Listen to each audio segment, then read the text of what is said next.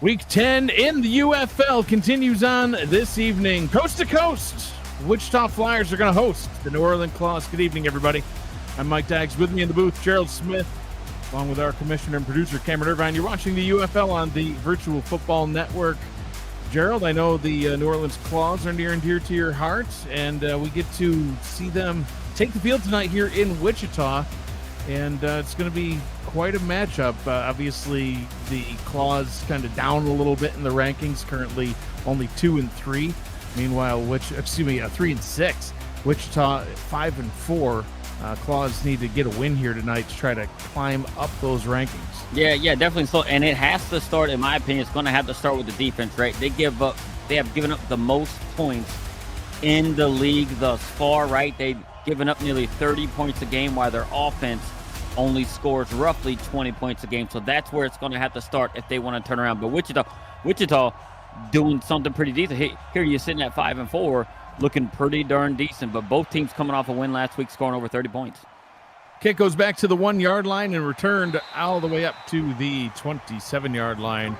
And that is where quarterback B.K. Solberg and the Wichita Flyer offense will take to the field for the first time tonight. Starting things off with Solberg in the gun. Draw play, hands that one off to Chris Delro, the halfback, and we'll get a look at the offense for the Flyers. Joining Solberg and Delro is R.J.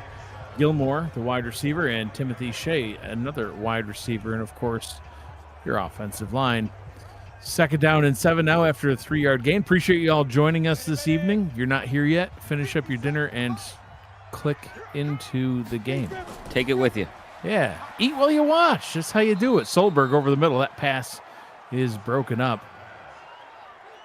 We'll look at some of the key players here on the Claws defense. You see the defensive line there getting into the secondary. You got Jack Tollhouse and Nathan Blake out there in the secondary, number 22 and 28 respectively.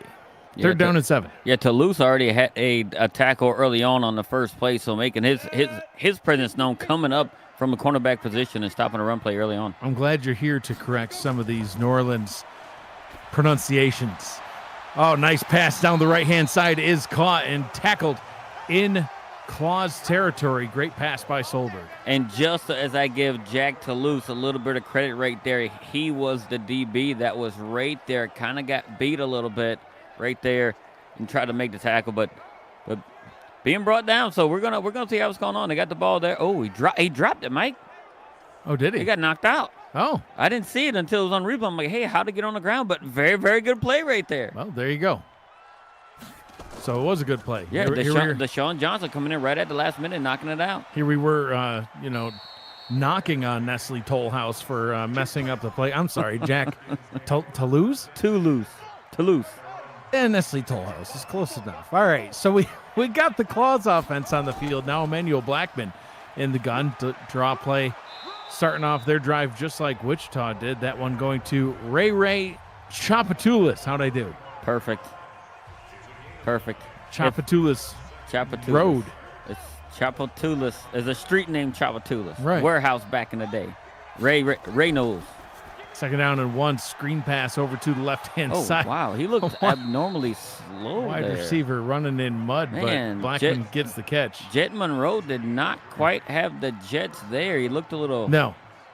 More like a single-engine prop plane. Yeah, he had concrete in his feet there or something. Mafia got a hold of him. It's not good. Ball is handed off. Chapatulis tackled after no gain on the play. And we'll look at that New Orleans Claws offense. Got Emmanuel Blackman at quarterback. Ray Chapatulis is the halfback. Wide receiver, Jet Monroe, number 87. I think one of the best signings in the offseason, right, was, them shipping, Whisker LaFouche out of here and getting Blackman. Very, very much more talented player right there. Chapatulis stumbles a little bit, gains about 4 on the play. It'll be about a 3rd down and 5 coming up as we look at the Wichita Flyer defense. You got Zachary Odom at left end, KC Reed at right end, the middle linebacker Harper Dew, and the strong safety, the infamous Joshua Durr. And we're going to see how they're actually going to play up front. So far, they're doing pretty decent with the exception of that, longer run by Ray, to kind of start this drive off. But Blackman throws middle. That one is complete. Gets that out into the hands of Devin Sparks. Gets a New Orleans first down. Yeah, Manuel Blackman just dropped back, right, and just had knew exactly where he was going, made that cut. A little bit of a zone there. Right when he separated himself from the zone, he's able to, throw it right there and get him. And look, and there's one of the, left end just back in coverage right there. Zachary Odom bringing him down. Both teams coming off of wins in their last outing. New Orleans taking down the Austin Lone Stars 36-20. Meanwhile, Miami was the opponent for Wichita, and Wichita got the win 34-31. Second down and 10 coming up. And that was not a very good pass right there by Blackman, and Harper Dew actually had a shot at intercepting, but I just don't think he saw the ball coming his way. Second and 10 from Wichita territory. Ball is handed off to the fullback running straight up the middle. Jarman Tate with the 3-yard pickup. Third down and 7. Yeah, I think this is one of the bigger third downs so far this early on in the game right here because New Orleans seemingly has slowed after starting out pretty decently. Blackman from the 50 throws all the way up to the 33, and that one is complete. Gets it into Sparks' hands once again, and that will move the sticks for the Claws. Wow, what a conversion right there. Being able to stop and come back, and Blackman just he's been on it so far, right? One bad pass right here. Look at the time the offensive line gave him, though, right? As he started working, the wide receiver started working his way back toward the quarterback. Pretty easy pitch and catch right there.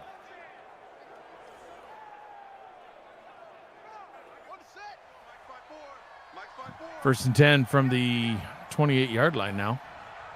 Joshua Durr in the chat says, "Go Flyers." Ball is handed off to Chapatulis, and now this time she looked like she was running in mud. Yeah, I don't know what's going on. I'm just assuming she was looking for, some sort of a gap to run in right there, and just couldn't really find it, and just kind of stuttered and didn't make a decision quick enough. Shotgun play. Blackman from the 35 throws down to the bottom. It's a completed pass, but very short pass, almost no gain on the play. They'll spot it with a 1-yard pickup. Third down and 9 coming up. Yep, another third down, but they seemingly are within field goal range here. But to your point, early on, though, New Orleans only putting up 20.8 points per game on average. They do not want to settle for 3, but it looks like they're going to have to as that pass only goes for a 4-yard pickup. 4th and 3, field goal unit trotting out onto the field. Bryce Brenton, the kicker. Yeah, and Garde didn't. I don't know if he just didn't know where the sticks were or if that's just where his route took him, right? I think if you're coming across right there, you got to know where the sticks are and get yourself right beyond that. Yeah. Just to give yourself a little bit of a better chance, but he was about 3 yards short, and that's where he stopped. This one from 39 yards out from the left hash. Kick is on its way, and it is good. First points of the ball game on the board. Claws have the lead.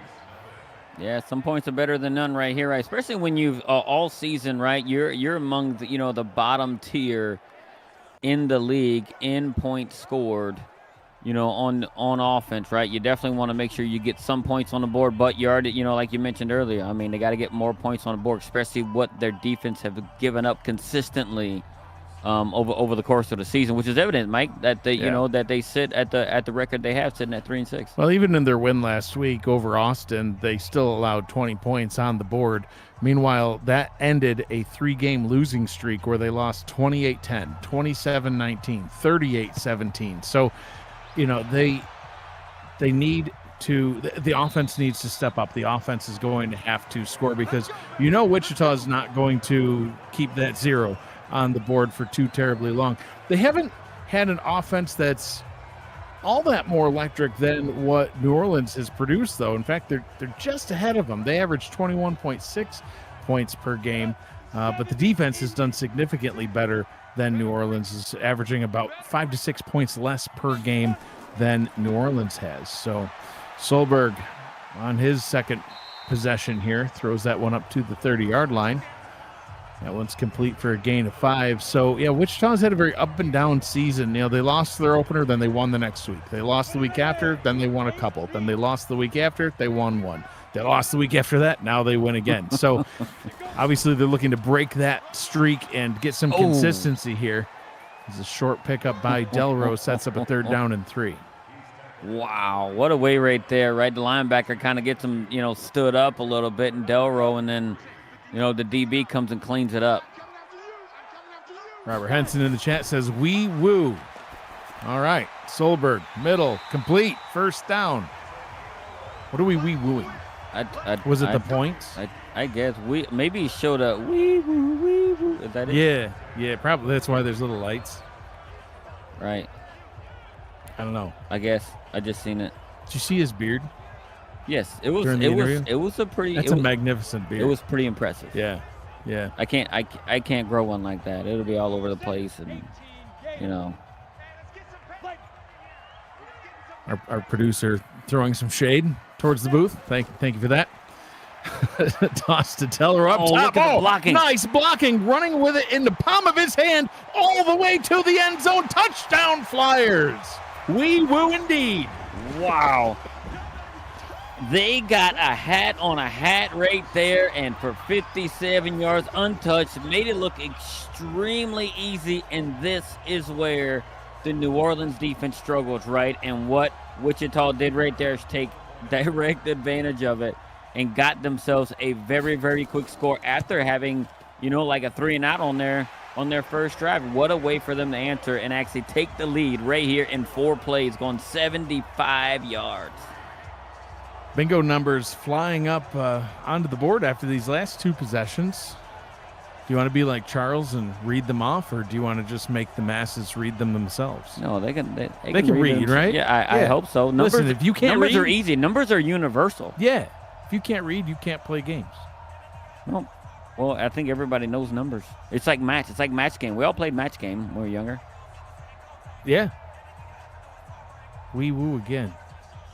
Yep. So that's Delro's 2nd rushing touchdown out of the season. Like I said, this one went for 57 yards untouched. Blocking was magnificent. And now New Orleans is going to have to answer, right? Because they drew first blood a little bit more like a scratch. Right? Scratch with a little bit of surface blood, but then Wichita comes back and actually gives a little bit of a deep cut with a big play and score. Kick return out to the 28-yard line from the goal line. And Blackman coming back out onto the field. Claws were able to get down in field goal range on their first possession. Able to put 3 points up on the board. But as we were talking about, during that possession, Gerald, just like that, they're losing. They can't just be settling for 3. That pass up top, complete. But, for no gain. That was incomplete, I don't think. It was either complete for no gain or incomplete. Either way, it's 2nd and 10. I look at the ball was kind of getting in there, and it may have been swatted down. I think it was an incompletion there, mate. Oh. Chapatulis right up to the line of scrimmage. Now they'll give her a 2-yard pickup. That was generous, very generous. Yeah, at most I thought it was going to be 1. 3rd down and 9, Blackman in the gun, and this could be a big moment in this game as they want to get down 2 scores into double coverage. That one's incomplete. I like the thought process. Sparks has had a couple of good catches already, but that one was just a little too much. Yeah, it was a little high, and, when he went up to get it, when your hands are up that high and you get hit right in the face like he did right there, he just got swatted right back out. Didn't have enough time to pull it back down. Delro with a very, very good play right there. I mean, Joshua Durr with a very good play, being able to see it up high and swat it right out. And that's an extremely quick 3-and-out right here. And who knows? Well, yeah. It'll put the ball back in Delro's hands on offense. That's why I said that might be a big moment in this game. Put the ball in his hands on special teams, too, apparently. So gets a 13-yard return, some nifty moves.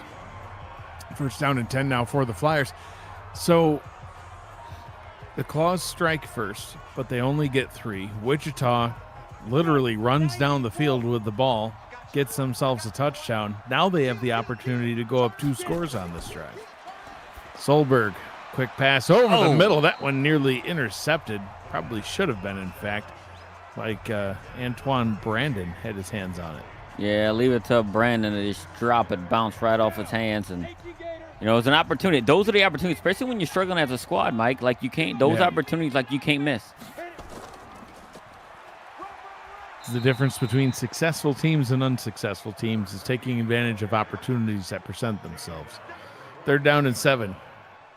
Coming up now for the Flyers. And look, and New Orleans can get a little bit of momentum back, just a little bit, if they make a stop here and force a punt. 3rd and 7. Oh, beautiful route, beautiful pitch and catch. 1st down to the Flyers. I don't know how he got so open. Yeah, I don't know either, but like you got to think New Orleans brought a blitz like nearly like right up the middle. You might see it on the replay here, right? They brought a blitz right up the middle and did not get home, but right out on the edge right there, just sitting there running, and it was like they were just playing a very deep third right there by the DB, and that's just not what you want from Livingston out on the corner right there. It was a good play design offensively. There was 2 DBs lined up across from the receivers, but then the tight end headed out that direction too. Caused a little bit of confusion on the person who ultimately was covering. Look at this. Yeah, another nice run. This one's not Delro.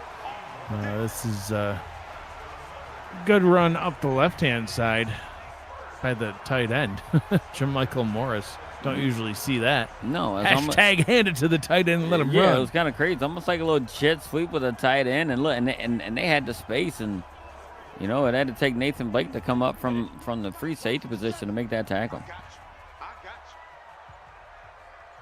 Down to the 29-yard line. 5 on the play clock. Solberg to throw. Over the middle.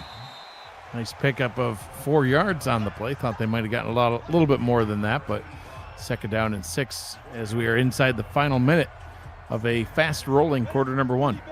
Yeah, and look, and I don't think I'm being negative anyway, but New Orleans is giving up too many yards too quick. Whoa, that was just a miscommunication between the quarterback and receiver right there, because that was a 1st down all day. But those are the things that New Orleans has struggled in, right? Sometimes they struggle to stop the pass. Other times they struggle to stop the run. And right now, Wichita is moving the ball pretty easy, Mike. Solberg steps up into the pocket, throws. Oh, gets the catch, breaks through the tackle all the way down to the 1-yard line. Wow. I don't know if the DB there, right, and it looked like Claiborne was right there with him. I don't know if he thought he was trying to wrestle the ball out of his hands. He sure was. And instead of tackling a man or even just trying to just get the guy down, allowed him to run and get down to the 1-yard line with, you know, Nathan Blake hitting him receiver at his knees to get him down inside the 1. Yeah, and Claiborne running like he had cement shoes too. This whole New Orleans team is just looking lethargic today. Solberg in the gun, but that's the end of quarter number 1. 7-3, Wichita out in front here in this one, and they have the ball getting ready to score. They're on the 1-yard line. You're watching the UFL on the Virtual Football Network.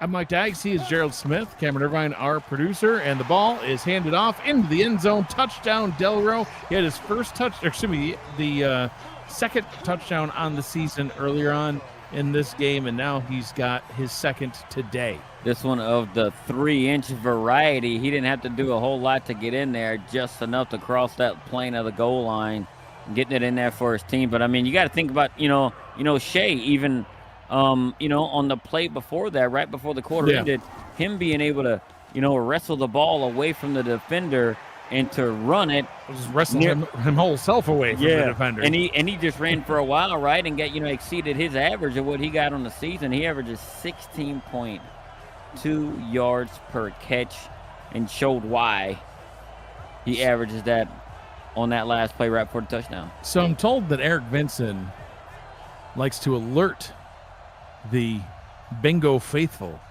with the wee-woo noise. Oh. So now we're cool enough to know. Or we just know and we're still not cool. That's probably more likely. We've been told we've been uncool for an extremely long time. our whole lives. Yeah. That's a combined 90 years. Good Lord. That's so true. Oh, my God. Oh, no. That sounds so bad now. Gerald's last 3 hairs just fell out. That's so sad. And there's now a poll up. Are we cool? Well, I mean, at least I get to vote on it, I guess. Let's see. Absolutely no. Oh, wow. Oh, it's going to average out. We're going to see. We'll see how it goes. There's only 3 votes so far. We are so uncool. People don't even want to click the poll. Claus back out on the field, and that play is indicative of how the game has gone for them so far. Just a slow run up the middle for nothing. Yeah, and it looks like and the offensive line is getting like good protection sometime in blocking schemes, but other times they're just not. Chapatulis with some moves, finally starting to show some life. But is it all going to be for naught? Because it's 3rd down and 1. They've got to keep this drive going. Yeah, and it's a 3rd and short right here, right? This is what you had under. You should convert this at any way, shape, or form. If you get stopped at 3rd and 1, it's almost like you don't belong out there. Blackman to Chapatulis gets the 1st down. So sticks have been moved. Fresh set of downs now for the Claws. I gotta wonder, back in the day when people were making names like TCHOUPI whatever, and then said, you know how you say that? Chapatulis. It's like, but there's at least 13 extra letters in that word. If that's what that says. Blackman up top. Oh, wow. That one should have been a pick. Another lost opportunity. This time the Flyers defense dropping the opportunity. Yeah, and I'm not exactly sure what Blackman saw there. I'm not exactly sure who he was throwing the ball to, because that was just picked. It just went right to the DB. Ball is handed off. Run up the middle, good for a gain of 7 yards. Chapatula sets him up with a 3rd and 3. Yeah, when you get 9 rushes, only 37 yards on the game right now for Chapatulas, and it's just not getting it done right now. But here it is, a 3rd and short, right? Like I said, these are the ones you have to convert.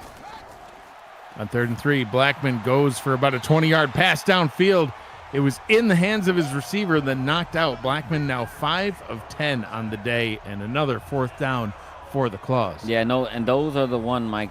Like you can't drop these. There's plenty enough time for him to tuck it away, but still had it knocked out of his hands by Sean Griffin being able to come in there and knock it right out of the receiver's hands. But those are the opportunities that we talk about, missed opportunities, right? Mm-hmm. That was one right there. And they're giving the ball back to Wichita, who had no problem scoring on their last 2 drives. Punt goes down to the 16-yard line, and the Flyers will come back out onto the field to see if they can extend their lead. But first, some Chris Delarose highlights. He's had quite a game so far. 75-yard touchdown, his 2nd touchdown on the season, and then, of course, on the very next possession, a 1-yard touchdown to give the Flyers this 14-3 advantage. And I'm not exactly sure why Delarose carries the ball like that, but when nobody's around, why not? Yeah, absolutely. And poll results are in. 80% have voted that we are cool. Now, here's the thing. I was one of the no votes. But you know what that means. Someone else watching also voted no. Oh, look at that pass. You talked about how he had one of the best averages of yards after catch. Well, that's why right there. Caught the ball, turned upfield. Timothy Shea, touchdown. Mike, that is 79 yards right up the middle, and he outran everyone. Like you mentioned, right? Timothy Shea, 16.2 coming into this game, average per reception. This is going to blow that one out of the water. Yeah, he's probably over 20 now. Yeah, with that, wow, 79-yard touchdown. Look, and in a blink of an eye, after New Orleans went down on their opening drive, being able to get 3 points. Yeah. Yeah, after they had Wichita go 3 and out, they got 3 points, and then Wichita just put it to them. Three straight drives with touchdowns and quick. Extra point is up, and it is good. 21-3. The Flyers out in front, and Shea now with 6 touchdowns on the season. That's tied for 4th in the UFL, and I think Wichita might be able to break their recent trend of win-loss, win-loss, win. This would be a loss if that trend continued right now with a sizable advantage here still early in the second. Yeah, so, and as you can see, something's breaking down in, like the New Orleans defensive side, it's especially the secondary, and other things that possibly could be broken is the poll feature, according to our wonderful commissioner, says that YouTube says that their poll feature is malfunctioning, which is why we are. So was there artificial votes for yes? I guess probably. That's fine. I can live with that. It comes out of the goal line and goes up to the 26-yard line. Get your UFL gear at UFLshop.com. That's YOUFLshop.com. Stocked with the best tees, sweatshirts, flags, and more. A Printful partnership, all made in the USA for easy shipping. It's UFL you can wear at UFLshop.com. You got any Claws merch yet? You got your Ray Chapatulis jersey? I need that in my life. I really do. Blackman up top. Another drop, Mike. Oh. Yeah, this is wild. They're just playing poor all around. Yeah. I mean, especially when you're coming off of a win, right? You think you got some confidence for Ohio, and you won by multiple scores last week in New Orleans. Right. And you come in here and you're just not doing it because the defense is shutting down their run. You see how slow she looked again? It's like just kind of chopping her feet but not going. I mean, when you're looking across the line and you got Harper Duke, KC Reed, and Zachary Odom, right? Not to mention Joshua Durr on the back end. I mean, it's they're dominating up front right now. Time for Blackman to throw. 3rd down and 10. Gets the first down yardage needed up past the 40-yard line and moves the chains for the Claws. They really need to get some points on the board here, even if it's just 3 more points for some confidence building. But 7's really what they need to get back into this. Yeah, they're going to need a big play, Mike. So a big play that's going to give them a little bit of confidence and kind of swing that momentum. It may come in a big gain. It may come in a touchdown or something like that, but they need something big, and they need it on this drive. Manuel Blackman only 6 incompletions all of last week. Went 31 of 37. He's already got 6 incompletions today here early in the second quarter. Yeah, and it's not, and the run game's not looking really good right now, especially the way the defense is playing it. Right, that the front 4, especially the linebackers, man, they've been all over Chapatulis in the run game, and being able to shed the blocks and all this other stuff. So, and I'm not sure what New Orleans is going to have to do, because we know they need to put up a lot of points because their defense is seemingly it's like Swiss cheese right now, and all season. You mentioned it earlier on that the New Orleans defense has allowed the most points of any team in this season. And, I mean, they've already – what are they – we said they averaged almost 30 points per game allowed. We're already up to 21. Yeah, their opponent has already exceeded their average. Blackman, their offense scores. Throws. That one is incomplete. Pass is broken up again. At halftime, they've got to apply some glue to the gloves. They need something, because that's not like, because this is, look, and credit to the defense, right? They're making it difficult for them to catch the ball, but those are the ones right there that you have. And look, he should have brought it to his body. For some reason, he seemingly held that out a little bit further. Oh, they got hit right in the chest. Yeah. Man, what a Jet Monroe's first game has not been very good. He just took a shot to the chest. He had a ball he caught. His feet got caught in cement. But man, it's not looking good right now.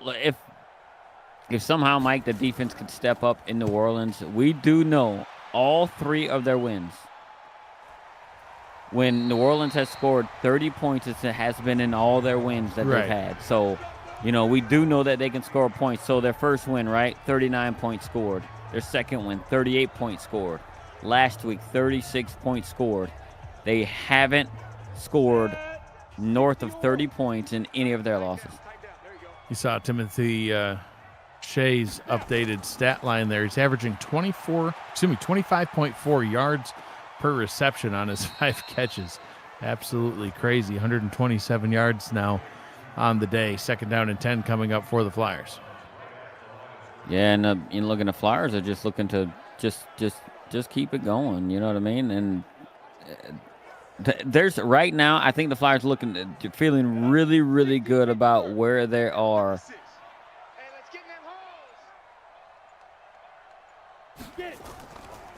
Second down and 10. Draw play. That one's well read. Tackle for a loss on the play. Clinton Florence with the TFL.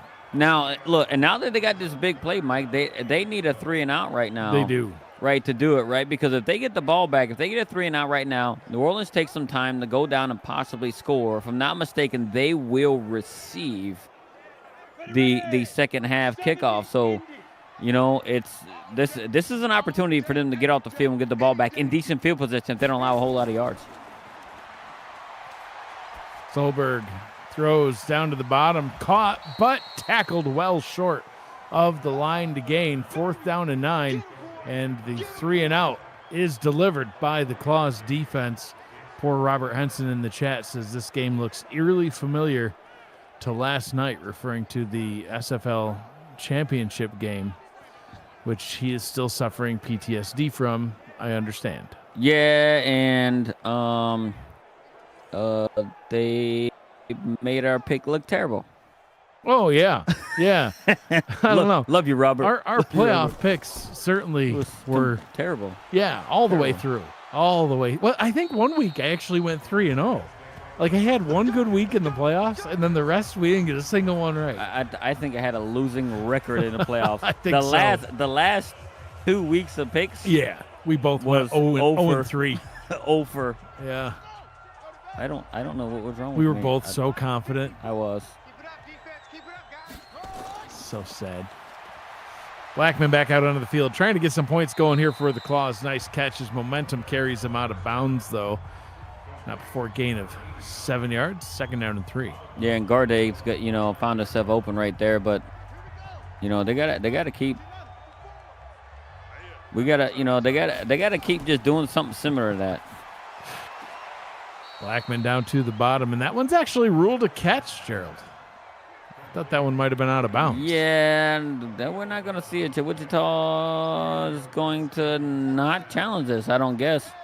No. And why would they? They're up 18 points. Here comes the comeback. Blackman hands it off to Chapatulis, who has only a short gain. Cameron Irvine in the chat saying, we let them make picks because they look good. That's true. We did look good. Yeah. But we made ourselves look bad due to our picks. Yeah, yeah. I mean, I think we did preface it by saying we have no idea what we're talking about, so we're probably wrong. Wow. So the Claws on this drive really kind of working those sidelines. We saw a couple passes down to the bottom, and that one up top, but not for long enough. They're going to have to go across the middle here, get something a little deeper. Third down and 7. Yeah, you're not going to do any damage by dinking and dunking, right? So Blackman has time, pocket collapsing, gets the catch to Chapatulis, and good for 1st down. Right, look at Ray making it happen right down Chapatulis, taking it down, and the way she catches it right here and then is able to turn right up, right, and just skirt the sideline and get right across the yard to gain. Very, very good awareness by her. She's out there running down Chapatulas Road. Street. Is it street? It's street. Dang. Street. Yeah. I was hoping it was Boulevard. Where's Ray? We need her. I wonder if back in her time she actually went to hang out at the warehouse and watch some back in her bands. time. Now let's focus on that for a minute. Back in her time? Yeah, I have a back in my time. Well, yeah, but are you implying that she's even older than us? Absolutely not. We've all had a time. Back in the 1920s, see, when Chapatulas Street was first paved with stone. I don't even know how. Oh! Look at that nice run. Finally, somebody with a little bit of pep in their step as Christian Scott gets a decent carry. He's like, yeah, we got a first down right there. I got 11 on my first carry, and that's stuff that they need, right? Is to do stuff like that. And I know we're going to get down to the 2-minute warning here shortly, but We are indeed. this is what they need, because if they get a touchdown here, Mike, I think it sets them up for some success going into the second half if they stop Wichita from getting Yeah, the 2 ball. minutes to go here in the first half. The Flyers out in front, 21-3 over the Claws, but the Claws in possession of the football and putting a nice drive together. First down and 10 from the 17-yard line.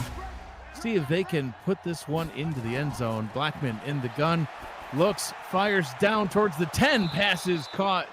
Kind of got a little bit tripped up. Cameron Bailey with the catch. Second down and 4.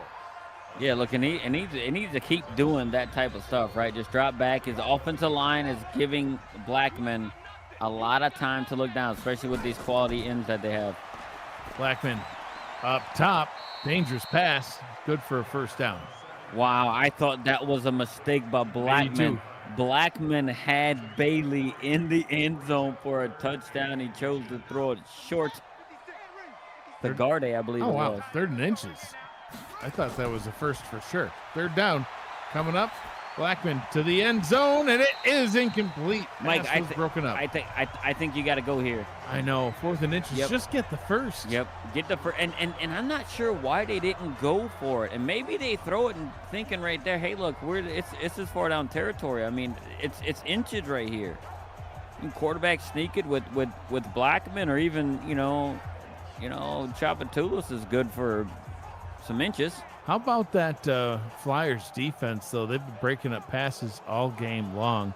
Russ Harper on the pass breakup that time. I mean, these receivers have had the ball in their hands, and the Flyers are able to just This is a bad decision here, Mike, in my opinion. On 4th and inches, yeah. I mean, the ball is on the line to gain. The kick is up, and it is good, though. So 3 more points are added onto the board, cuts into the deficit, but not by much. So I know we haven't done this in a while, but I would really like to hear from our AI I was just going to ask, are we still allowed to summon the AI expert? I will do this. Why? Because I want to know why in that situation would a team that is down by 18 points kick the field goal as opposed to going for it right there in that moment. How do we make him appear? Is there like a lamp we can rub or something? It's just the audio beyond the grave. But you can I'll take it up here. Sure. The best way to describe that is that in that case, most of the time, a team would go for it in that situation, but they're not always going to go for it in that situation. A field goal does make it a 2-score game, whereas if you don't get it, it's a 3-score game. So let's say that 8 out of 10 times a team would go for it in that situation. Maybe these are the 2 times that they don't. The game uses that to be dynamic in its decision making. All right. Well, Yeah, there you go. I guess that makes sense. I wasn't fully thinking about the 2-score aspect, making a 2-score game and instead of a 3-score. It's your Claws bias showing. Absolutely not. What are you talking about? By the way, They dumped my guy Whiskey of Foods. yeah, kicked him right out of New Orleans. Maybe we have animosity. Send him up north to New York. 2nd down and 9. Josh Zirkle in the chat says we have summoned Cameron Irvine, and we now have 2 wishes remaining. Another dropped opportunity by the Claws.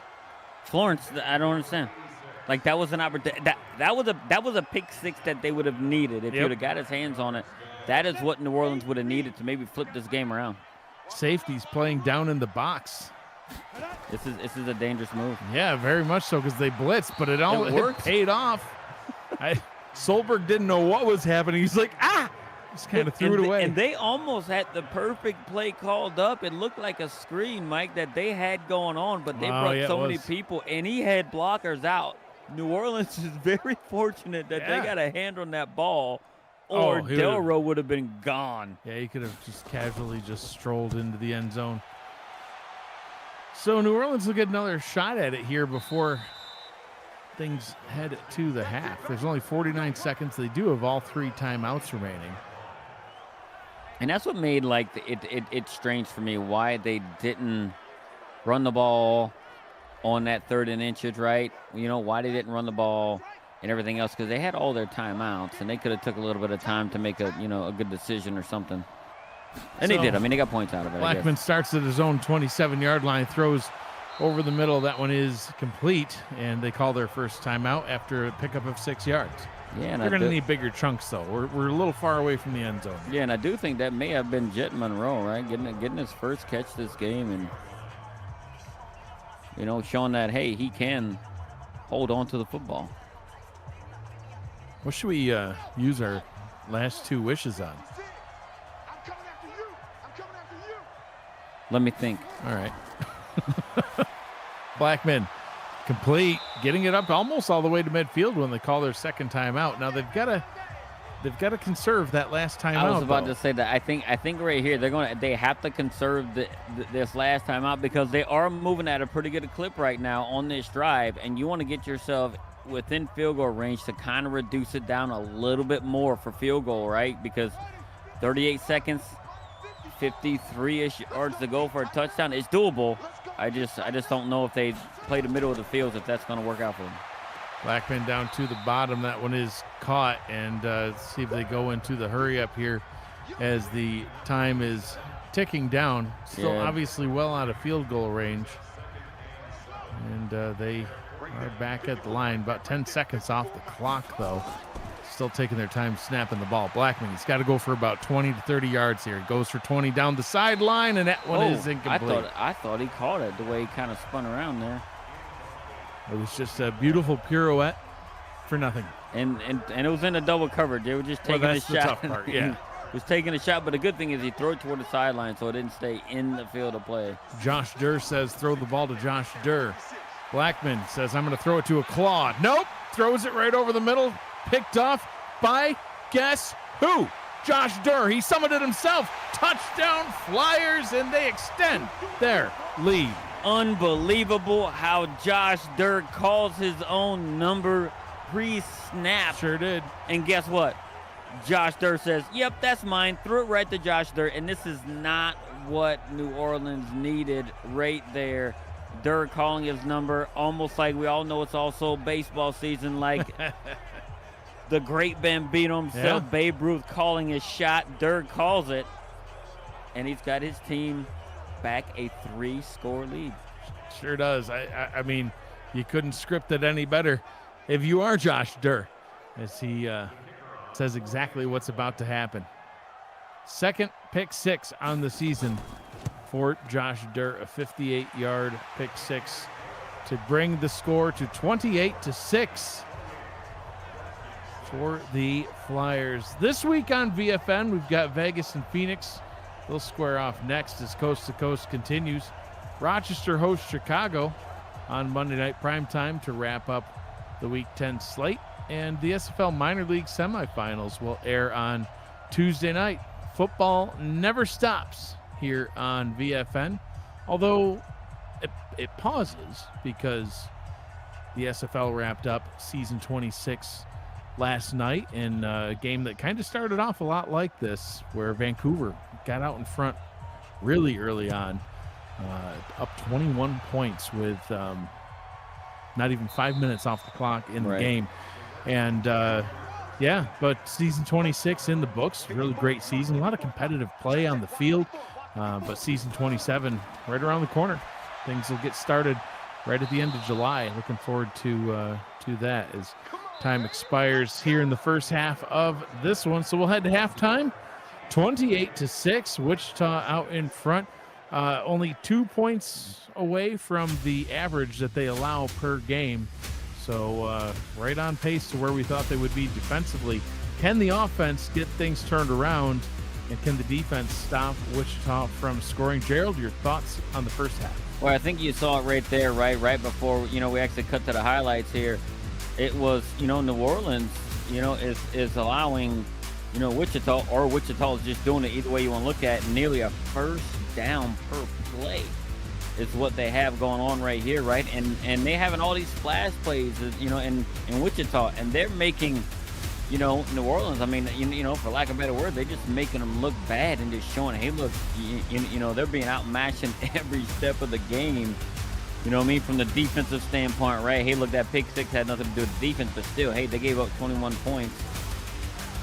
You know what they had going on, so in a lot of big plays. So New Orleans got a lot of work to do right here, right? The offense got to pick it up, the defense has got to pick it up, and and actually stop somebody. So I mean, we're gonna see what's gonna happen. But I mean, if New Orleans think they're gonna have the same type of game plan this second half and expect to somehow come back and win this game, it's just not gonna happen. They got to change a lot up on both sides of the ball. I'm Mike Daggs. He is Gerald Smith. Claus will start things off on offense, down 22 points in this one. Manuel Blackman coming back out onto the field along with Ray Chapatulis. Her stat line, Gerald, only 3 yards per carry on 14 rushing attempts. That is not going to get it done. And at this point, when you're down 22, I know there's 2 full quarters to go, but it's time to maybe change up the game plan and put this a little bit more on Blackman's shoulders. Oh, yeah, a lot. They got to change it up a lot. And, look at this. On the first play, Mike. Bad goes to worse. Wow. Chapatulis fumbles the ball, recovered by Josh Durr, the man of the hour. Right, dude, and she got lit up right when she thought she was getting cleared. She got about 9, and then she gets hit. Oh, she had that on the. Was that really a fumble? Looked like she had it. Oh, she dropped it right before she went down. The ball was loose, and it sat on her midsection there. You got to be able to corral that back in. It basically falls in your midsection, but that is not how you were trying to look to start out the half. Already inside the 35, Wichita has it. Solberg hands that one off to Delro. Delro's stats, 64 yards on 7 rushing attempts, and of course a pair of touchdowns. He's averaging more touchdowns per carry than Chapatulis' yards per carry. Yeah. That's I think. Oh, look at this. My quick math properly. As Shea adds on. Well, I guess he doesn't add on to his receiving total. That counted as a rush. We've seen the speed of Shea, and he had a blocker out there. If he didn't get stuck in the swamp either, that might have been another touchdown.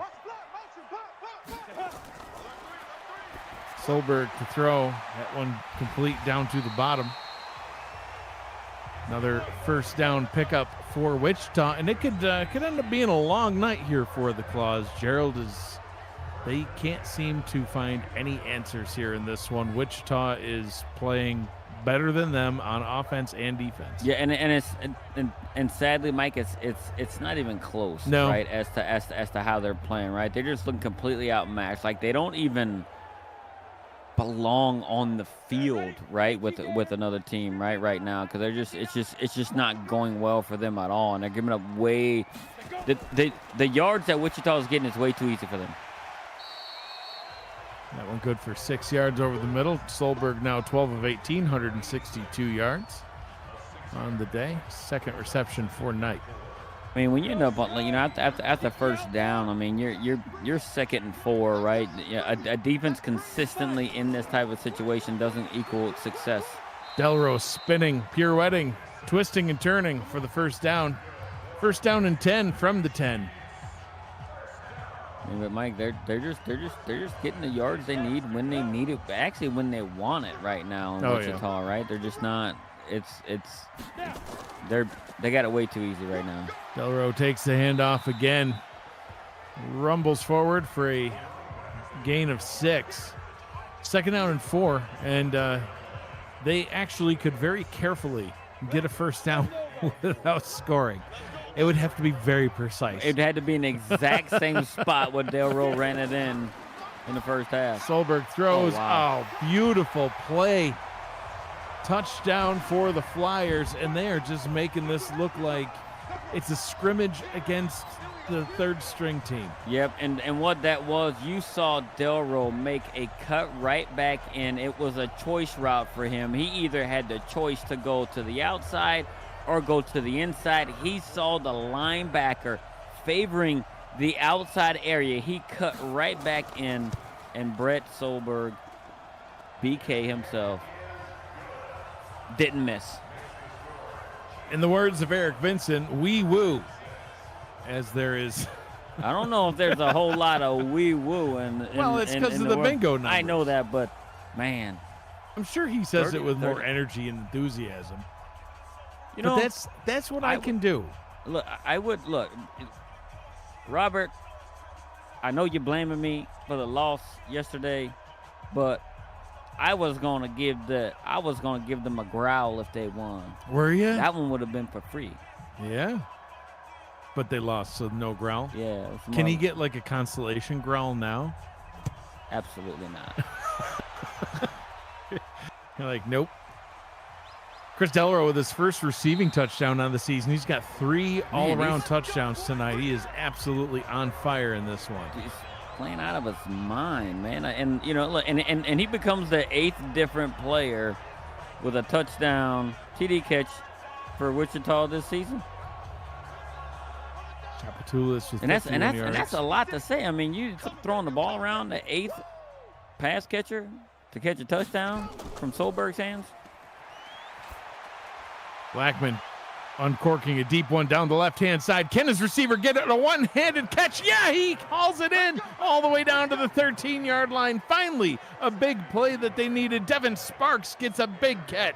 And he skied up and got it, and Sparks only 6 feet tall. But you know what? Blackman says, we need a Spark, so we're going to try it out. And he throws this long pass right there, and he skies up and brings it in. This may be the Spark 62-yard reception right here. And he just jumped up and got it. And look, could this turn them around? The way the score looks is extreme lopsided, Mike, but they need something, you know, they need something to just boost some confidence on them, right, to get them going. And just to see what works and what doesn't, because so far it's been a whole lot of not working. It's Blackman just gets absolutely leveled. It's lucky to pop up from that one. KC Reed, the right end, getting the sack. Yeah, I think Blackman's extremely lucky, right, that he didn't fumble this ball, because he had the ball out right there, and KC Reed wasn't able to knock it out, but he did get the sack. Yeah. But look, he was about to throw it here, Mike, and I don't know how Blackman held on to that ball. He pulled it back in. It would have been the tuck rule. You know, if it had come loose, he got the. You remember Tom Brady, right? Yeah, all right. That scrub. Second down and 21. They hand it off to Chapatulis. She gets back the yardage that they lost on the sack, but it brings up a 3rd down and 10 now from the 13. Yeah, I mean, they had a really good play, 62 yards, then went back 11, and then now got back the 11, but it's 3rd down. And I mean, if they don't get this one, what are they going to do, kick a field goal too? Probably. Blackman from the 20. Looks, fires, end zone, touchdown clause. Congratulations to Jet Monroe, right? Getting his first receiving touchdown right here. You can see how excited that young man is. But you know what, Mike? This is what they needed, right? To get themselves back in it, right? But the offense kind of sort of did their job here. Not kind of sort of did about the best job you can do. They did it. But now the defense has got to step up and make some stops, maybe force some turnovers, Mike, because I don't think they can just allow Wichita to get any more yardage to move down the field, because time is also against them as well. So they got to force some turnovers and maybe do something like Wichita did, right? You know, get a turnover and directly turn them straight into points. 35-13, the Flyers still with a substantial lead. And, we woo, there's bingo numbers on the screen. Yep, and we're not even going to read them. They're there. There they are. Read them in wheat. Double horizontal players. or double vertical. I will say that. That's the winners. Double horizontal or double vertical. Everyone got 2 cards this week, and you can have like your double horizontals on 1 card, or you can have 1 each on the 2 cards, or you could have the double verticals. Play it. Get Something that along money. them lines. Play it. Get that money. Money in the bank. I don't even know why I said that. Up to the 22-yard line goes the Flyers. Delro just doing it all. 24 yards per return tonight as we see Solberg coming back out onto the field.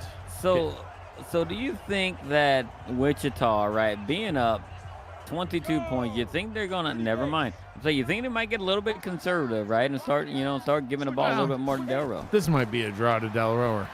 No, they're just gonna chuck it over the middle. Delro's gonna set up a block downfield. No, they're just gonna keep on dominating is what they're going to do. They've been picking apart the Claws defense all night. Why stop now? Like, listen, you still have that 22-point lead, so you're pretty comfortable, but when you're moving the ball with ease and it's only midway through the third quarter right now. Why not just keep piling on? That's not even Delro. That was a fan that just ran the ball. Like, he's not on the roster. That's just some guy from the crowd, Jared.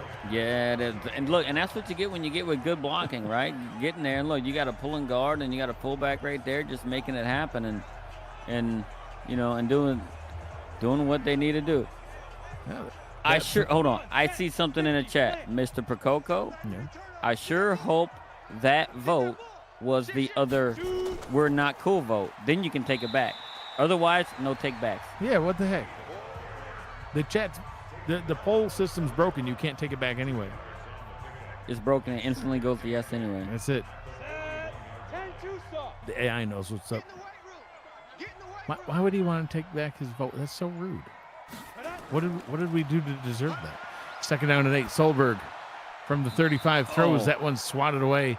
I've seen 57 there making plays. Clinton Florence, he's been all over the field for being the left outside linebacker. He's been in the backfield. He's been in the secondary. If anyone on the Claws defense has been playing well, it's been unclaimed player Clinton Florence. And he's actually, had a couple opportunities to get INT as well. They're down in 8. Oh, somehow Solberg does a gentle jog for the first down. He was stuck in the swamp. This field must be like just mush because everyone's been just chomping their feet. This just sums up the game for New Orleans. Because, he's like, I'm going to go get me a first down real quick. Johnson, the DB, and he's just trotting like some sort of a show horse or something. He did have a little gallop in his step. Yeah, he's like, at him. He's look at me go. He's like, hey, Mom, look at me. I'm gonna just kind of gently run. That was a little bit of showboating. A little bit. Oh. I see why he wanted to take his vote back. That's fair. And Solberg goes down. Sacked on the play by Sanders. Yeah, and that's a covered sack right there, right? But New Orleans going to need a whole lot more of that. I don't know why he's so excited, but I get it. He got a sack, but man, like it's just look how long he had. It's like credit to the DBs, right? So DBs held the receivers in check. Solberg couldn't find anybody open and decided to just take the sack. But man, like New Orleans going to need a lot more than that. They need like a strip sack or something like that. Just so they can get some instant points on the board. Right now, it's been quite the tough game for New Orleans right now. And that was one of the few high spots, Mike. It was. 2nd down and 20. Ball is handed off to Delro. He just runs right over the defender. Poor Shembo just got trucked. Yep. He's like twice the size of Delro, but just destroys him anyway. And the defense has got to be like somewhat tired. They're just getting railroaded, man. Like it's. They're down at 14 from the Claws 49-yard line. Solberg has all day, but the pressure finally gets there. And big number 95, Shembo gets his revenge. Yep, Shembo's like, you know what? I got bulldozed by the running back. I'm just going to work my 3-man rush, Mike. 3-man rush right here. They dropped, 8 other guys in coverage right there. And right before Solberg was about to get it out, was able to get to him and get the sack. And this is something that New Orleans needed to potentially turn around their luck, Mike. So it looks like Grab 88 was the one who voted that we are not cool. Who even is that? I don't know. Maybe. Don't hide behind your alias. Who are you? Maybe. What's your name? What's your address? What's your phone number? What's your social security number and your mother's maiden name? Wow. I mean, not to get specific. Oh, what a punt. Inside the 10. And but even that punt tells me that this field is a little bit squishy right now. It hit the 9-yard line and just kind of stuck into the turf. Wow. It just Oh, yeah, just bloop. That's a very good punt. That was right a at the great. 9. That was a great move. There was really absolutely no reason for 27 to do that leaping dive onto the ball and scoop it up, and like he could have just walked up and like touched it, but he's like, watch this, I'm gonna somersault through the air while I scoop up the ball, pinned at the 9. Take that, Claus. Screen pass up top, great blocking set up, and What for is some reason going on? the inexplicable juke move by Cameron Bailey. Cut him. He's got to go. That was at least 20 yards. At minimum a first down, though. I mean, just surge ahead. Just run through 27. Wow. That was. I don't know. Okay, let's just move on. We will indeed. 2nd down and 2 coming up. That was tough right there.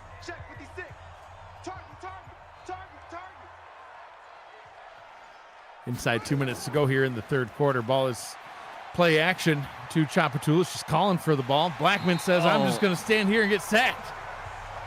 Ow. Brought down by Casey Reed. 2nd sack on the day. Man, and Casey Reed, he just never stopped right off the edge, right? And Blackman, and I don't know how you don't see him coming right at you just like that. And he was going for a big deep ball for sure. Look, and he may have had something, but I think he was looking for sparks down the field again. We've seen Sparks make some big plays. man, that's a big loss, Mike. They had somewhat of a 3rd and short there, and I mean a 2nd and short, and oh wow, another sack. Yes, Durr. it is. And the wild part is, Josh Durr just got that sack. He kind of looked like a heat-seeking missile coming in. Look at the comment he put in the chat before that play. You can't juke a heat-seeking missile, and then promptly follows that up with that. A heat-seeking missile sack. Yeah, Josh Durr, if you could do me a favor and just put into the chat, Mike Daggs just won the lottery for $6 billion. If you could just say that, I want to test the theory I have. Dude, he's got a sack, he's got an interception, Fumble a recovery. touchdown, and a fumble recovery. Yep, and seems to be able to predict it before it happens. That's unreal. It's impressive. Wow. When I owned the team, why couldn't I have Josh Durr just saying things like that? Maybe I would have won a championship. Yeah. Maybe if your horse had 4 legs. That's all I wanted. That's why we didn't get anywhere. 4 legs? It only had 2. Didn't you approve the logo? I couldn't afford it.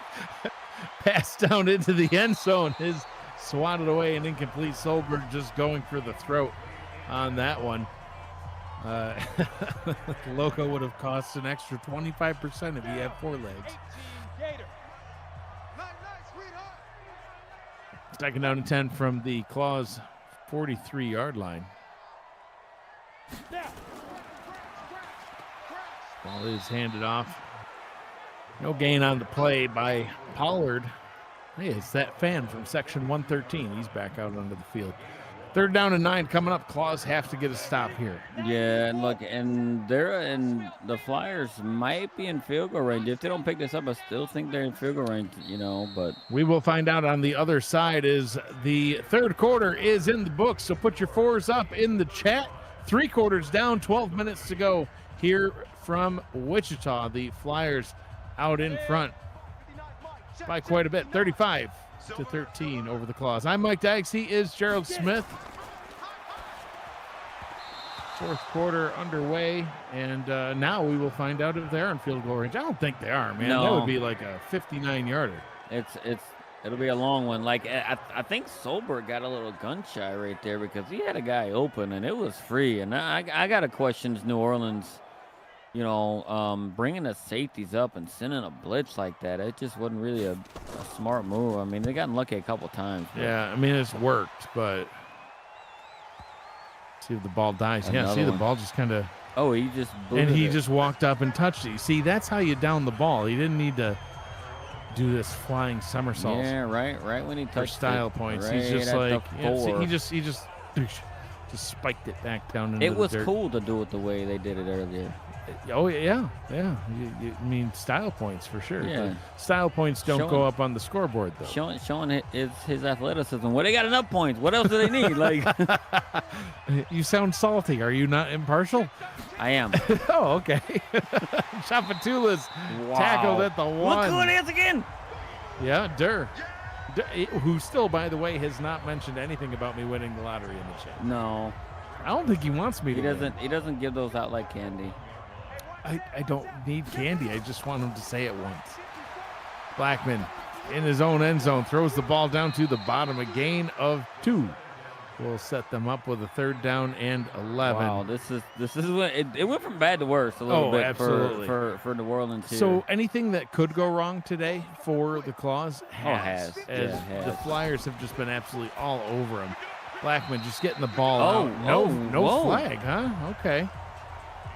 Little muggery going on, but wasn't called. So there was kind of, it was a feet tangling. I think a little bit more. So. I think Durr just said, "I can do no wrong today. Watch this." That's right. I can pass interfere a guy, and they won't even call it.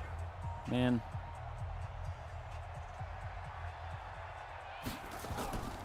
Oh, punt is away. Ooh, almost that was blocked. nearly a block. And wow, goes out of bounds at the 45-yard line. Decent punt for the Claws as we see the updated standings from the Great East. Entering tonight, you had New York up at the top at 8-2 because they're just overachievers. You got Dallas and St. Louis at 7-3. Wichita was 5-4. Trying to advance to 6-4 if this score holds true. And I don't know what Wichita would have to do to lose this game at this point. Even with 11 minutes to go in the fourth quarter, dare I say, they could not send a defense out there and they'd still be okay. I think you're 100% right, because the amount of points that they would give up, New Orleans would very likely give up more because their defense has not been very good at all this game. Solberg hands this one off to Delro. They are able to stop the run game now, but the damage has already been done. 97 yards on 13 rushing attempts and a pair of touchdowns. Not to mention Delro has a receiving touchdown on the day. It's just been the Chris Delro show for the Flyers. Yeah, and the offensive line is dominating up front too, right? They're actually holding real true. He's got ball protection now. Well, now he does. He was carrying it around like Shady McCoy earlier on. Now he's like, 2 hands for safety. Don't want to fumble now. Yeah, he doesn't want to fumble the game away. And you're up 22 and doing ridiculous things. Can they get the first? No, they cannot, as the Claws get another stop. So the defense for the Claws really has stepped up here in the second half. I mean, it's easy to say, but if you wipe away the first half scoring and you only look at the second half, New Orleans has done a pretty solid job. They've been getting the stops that they've needed to give their offense opportunities. Just their offense has not been able to capitalize on those opportunities, and they're going to go for a field goal here. This one from 42 yards out. Field goal is up, and it is good. And Wichita able to extend their lead even further, now up by 25 points. So, I mean, one of the reasons I think that the Claws defense has been able to do a little bit better is because maybe the Wichita offense has been a little bit more predictable here in the second half because of their substantial lead. Right, and that's the thing, right? And how much of it, like you mentioned, is Wichita just being comfortable about where they are, having a huge lead, and making it seem like New Orleans is doing really, really good. I mean, you can see on this last drive, I mean, all they did was just run Delro when they were just lighting it up in the pass game with Solberg. Kick goes down to the goal line. Spins his way up to the 24, and we'll see what Blackman's able to do now as your updated bingo numbers are there on your screen. Wee woo, wee woo, wee woo. Weeing and wooing. First down and 10 for the Claws. Blackman still working those sidelines as that one is complete for a gain of 3 yards. Yeah, I don't know why they're just not going with a no huddle here. I mean, it may break out into it a little bit. There they go. Blackman trying to find somebody downfield, but the problem has been, Casey Reed, 3 sacks, got the hat trick. I was watching hockey. That's where that hat trick thing comes from. Yeah. This dude don't know nothing about hockey, but Casey Reed just doing his thing, getting it in there, hockey. No. I don't know, man. I don't really know much either, but the Buffalo Sabres were doing pretty good. Oh, that went out of bounds. It did. And not a wide receiver was there. There was one on the sidelines, but he doesn't count. For one split second, I actually thought that Wichita had the ball because there was more Wichita people there. 89 had almost made it to the bench. He was getting ready to sit down and take a break. 4th and 17 and punting, Mike. This is insane.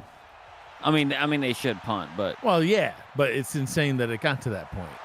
Oh. What's Delro doing? just get down. Like, who are you trying to impress? You guys are beating the snot out of this team. You don't need to make them look worse. First down and 10 for the Flyers. And this, Gerald, I was kidding. I was kidding when I said Wichita wouldn't even have to send a defense out. But quite literally, with the time remaining, I don't think they'd have to. I don't know if Solberg could complete, or not Solberg, I don't know if Blackman could complete a pass to a Claws receiver with no one defending. They've been dropping so many today. Yeah, they have. And that was the opportunity to miss it. I think there's been at least 5 or 6 different occasions where the receivers had the ball in their hands and they just dropped it. Oh my God. And this is also why. Because if the Claws offense came back out, you just hand it off to Chapatulas. She runs into the end zone untouched because there's no defense out there, right? So now Wichita gets back out on the field, and they burn 3 minutes off the clock, get themselves another touchdown, give it back to the Claws, let them score. Flyers come back out, burn another 3 minutes off the clock. Guess what? There's only 6-7 minutes to go in the game. There's quite literally not enough time. So all Wichita needs to do here in this one is just close this one out. They're asking, does Delro have over 100 yards rushing? Absolutely. He had 97 yards, I think, a drive or two ago. Yeah, so he had a 125 yards on the ground. 3 touchdowns, 2 rushing. Yep. 1 receiving. Yeah, very impressive day for Chris Delro. Second down and 12. Ball is handed off, hit immediately in the backfield. It's a season high for Delro so far in this one, Gerald, and he's only going to keep adding on. Yeah, and he's going to keep adding on right here. I mean, they got the backup in right here and had a little bit of a safety blitz by Brandon coming right off the edge and knocking the backup down. Ready. 60 or 59. Let's go, D. They're down in 15. Solberg hands it off to Delro on 3rd and 15. Like, they're just trying to chew clock at this point, Gerald. They weren't even trying there. They could try for a 57-yarder here. I don't think they will. No, I don't think they will. I just think they want to just kick it down the field and try to pin him back a little bit. The ball security has left Delro's repertoire, though. He's back to palming the football. He's got a season high. Yeah, he's like, now I'm going to do cool stuff. Yeah. Why does it matter? He got a season high. Somebody else who actually has a chance to get, a season high, right? Well, he actually got a season high is Reed in sacks. He's got 3. Yeah. He's trying to set some sort of record now. Pretty bold to not do the fair catch. 4.5 is the record. You're right. Well, he's gonna tee up and get ready to get a couple more right here. He's been going. He's been working his way through the linemen and getting it. This rate, it might be attainable. His hand is in the turf at the top of the line there. Keep an eye on him up against number 78. As that pass is complete to Chapatulis. Wow, she hauled that one in. Yeah, and look, and they got to go. Even it's not even a 3-score lead, Mike. They can get 3 touchdowns, 3 2-point conversions, and Easy peasy. still not reach this. Reed trying to break through, can't do it. Instead, a nice completion over the middle. There's a flag. Yeah, some extracurricular activities as the Wichita defense is getting a little chippy. Yeah, and didn't like the fact that they gave him Blackman enough time to find an open wide receiver and Sparks.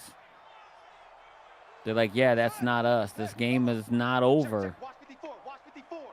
Here we go. First down and 10. Blackman up top. That one incomplete. A little bit of contact. Once again, not called. Second down and 10. 4:33 to go in the ball game. For everything UFL, visit the official league website at youfl.football. That's youfl.football to claim a player, learn more about the league, catch up on news and features, and dive into the leaderboards. UFL.football in partnership with Sidearm Sports. Short gain there. Completion from Blackman. 24-37 now on the day.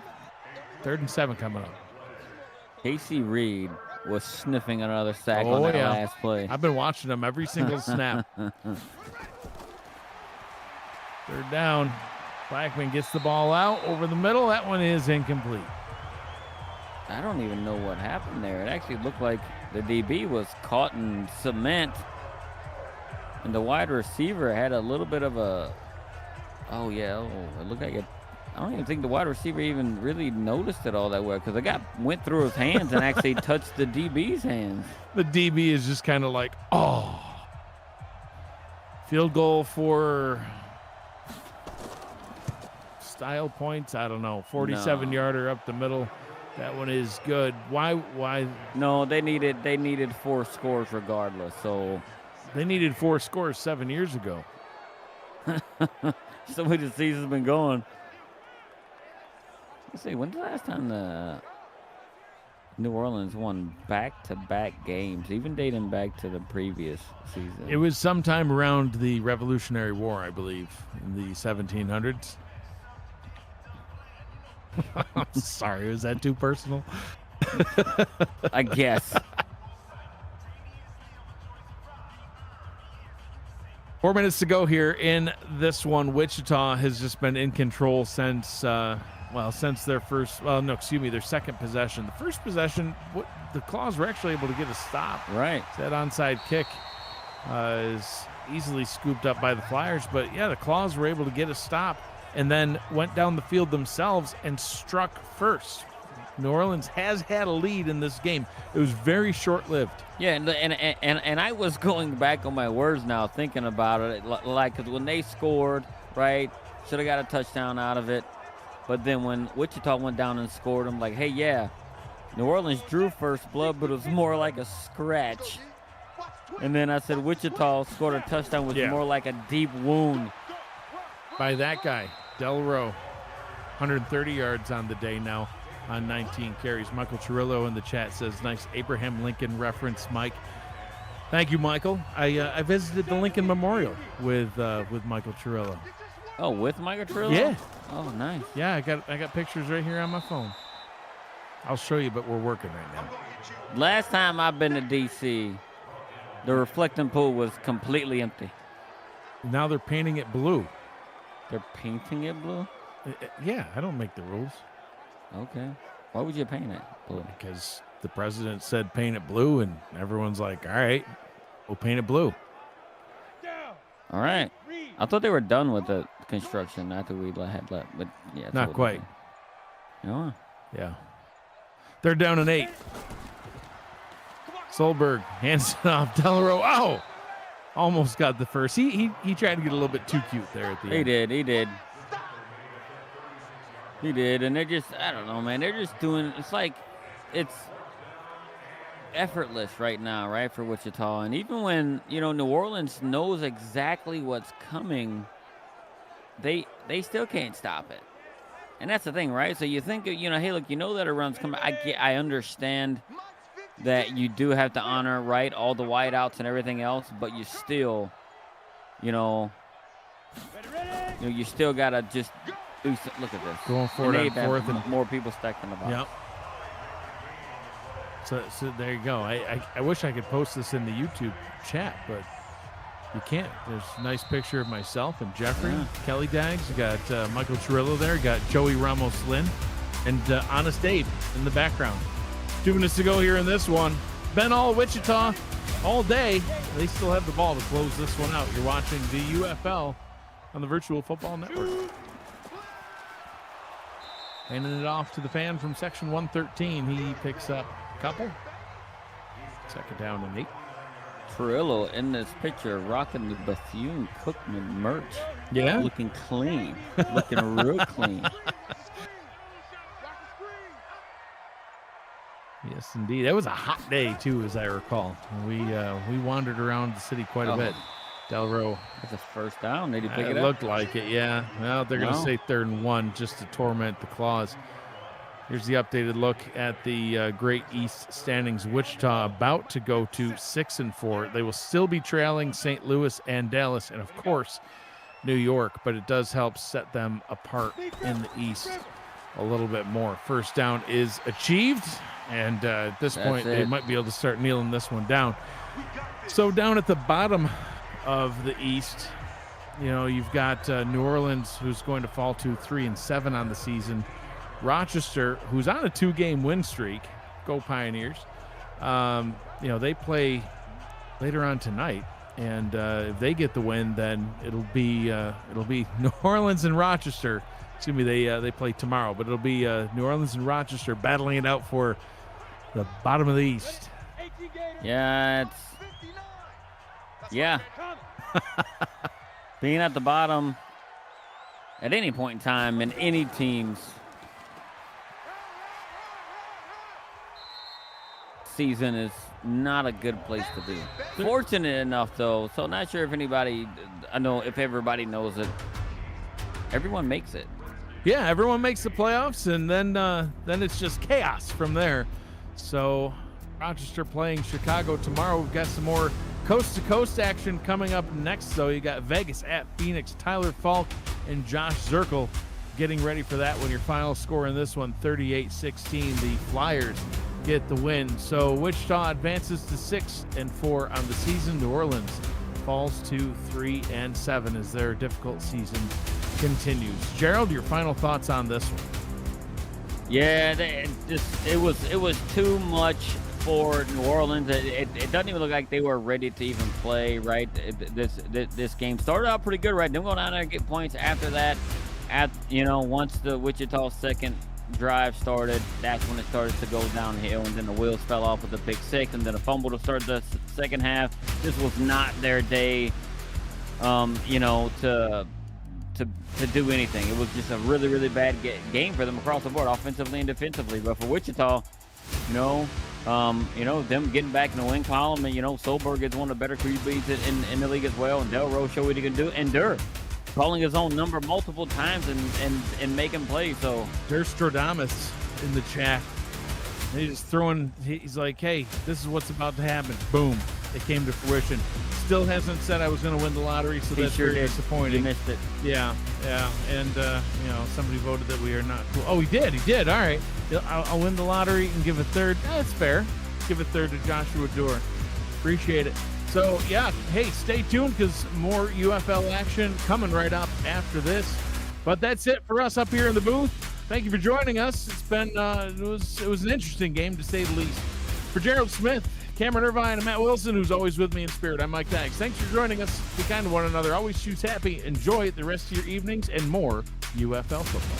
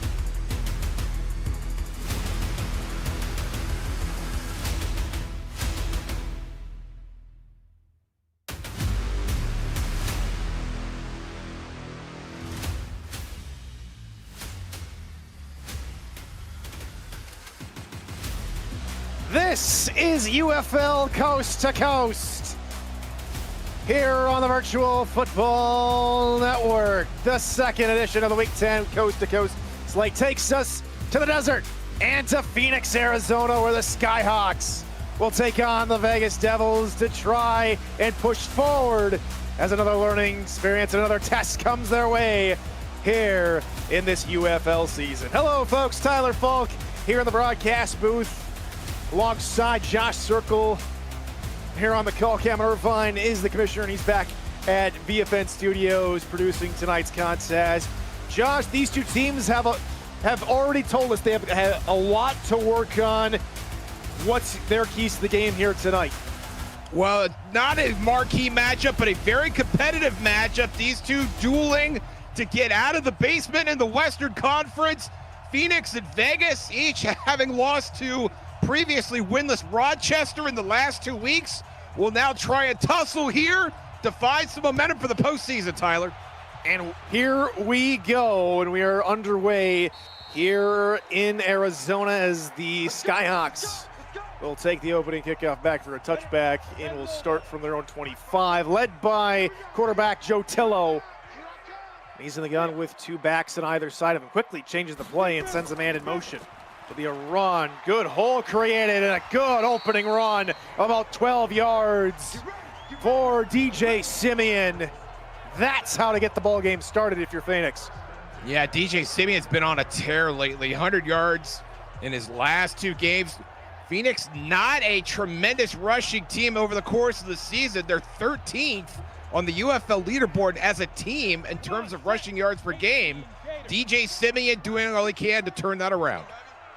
And still in the gun here on the second play of the ball game. Blitz coming here from Vegas, and it gets home, but the pass is away, and down the stripes goes up to the 20-yard line. It's DR Simeon, the Simeon boys getting involved early, and it's a 55-yard pass. Most potent father-son duo in the UFL, the living legend DR Simeon getting yards after the catch here. Probably a tackle away from scoring here on the first drive of the play. Tremendous catch, turns upfield, immediately protects the ball, gets it in the outside shoulder, and he is off to the races. And staying in the shotgun, it's been working early here for Phoenix. Another first down play, it'll be a dump off right side. DJ up inside the 20 and no further as we take a look at the rest of the Skyhawks weapons on offense, Josh. Yeah, tremendous offense. Again, this is not an offense you think of as a passing offense, but Tillo averaging over 40 attempts a game, second in attempts in the league, scoring almost 27 points a game on average. That is 4th best in the UFL. Blitz coming, Tillo underneath, that is caught by the tight end, Matthias Sansbino. And here comes the Vegas defense as they look for a third down stand. Yeah, very stout group. Tyrone Johnson joined the team in midseason. He has 7 tackles for loss in his 7 games. Look out for Cameron Bumpers with 5 sacks. And Damon Carafell, who has 12 tackles for loss on the season, Tyler. This very quick moving drive will continue. And it might hit a hiccup here if they're unable to convert here on third down. Tillo into the back of the end zone. It's just a bit too far. Wide open was DR Simeon, but good coverage this time. Forces the errant throw and will lead to a Phoenix field goal attempt.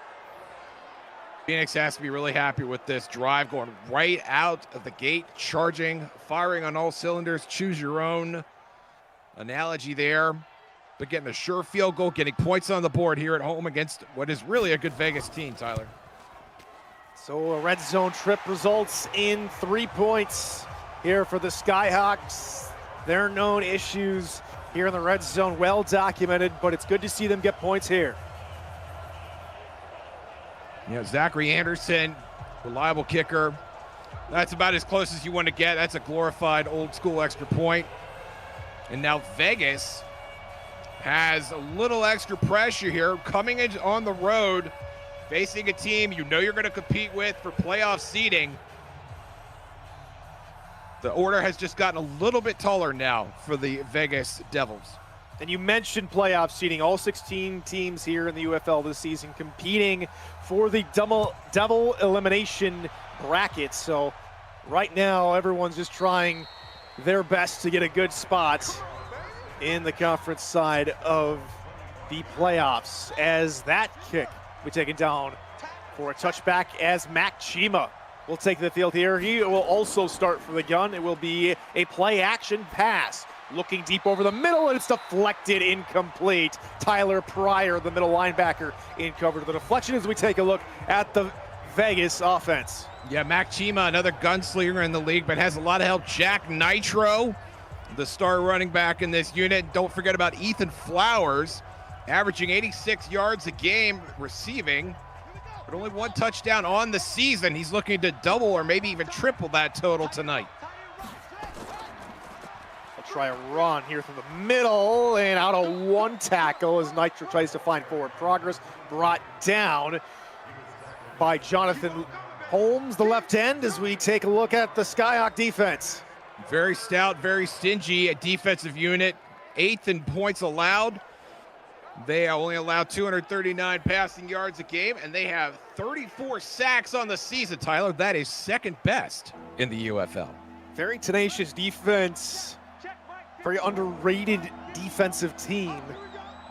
Or the Phoenix Skyhawks record doesn't show it. This team can catch fire here real quick. As Chima has time to try and escape now, and he's taken down from behind. Sacked by Adavian Sparks. And a quick 3-and-out forced by this tenacious Skyhawk defense. Vegas typically very good at protecting their quarterback. They've only allowed 14 sacks all season. Make it 15 as Sparks closes in for the blind side. And Chima knows he's got to get rid of this ball. There's nothing there. Live to fight another play. Instead, he takes a little punishment from behind, and Phoenix is getting the ball back. Last week, in their loss last week, they were trying to hit too many deep passes on the far outside here on the 3rd and long. Their game plan is trying to attack over the middle. We saw that on 1st down. They'll try and continue to improve as the game goes on, as Phoenix will maintain their 3-point advantage and come out in the field here for their 2nd drive. Very quick to fly down the field here. The passing attack really working well. Now the safeties come up here for Vegas, trying to put a little extra pressure here on Joe Tillo. Here comes the pressure, and they get a sack of their own. The safety blitz works. Xavier Charles, the free safety, with the 1st sack of the game for the Devils. And Charles just sneaks right in. They sent both safeties. The gaps are there. There's not enough linemen to cover. And Charles gets himself a free sack. Tillo's trying to look down the field, looking for a shot. He almost got rid of the ball there.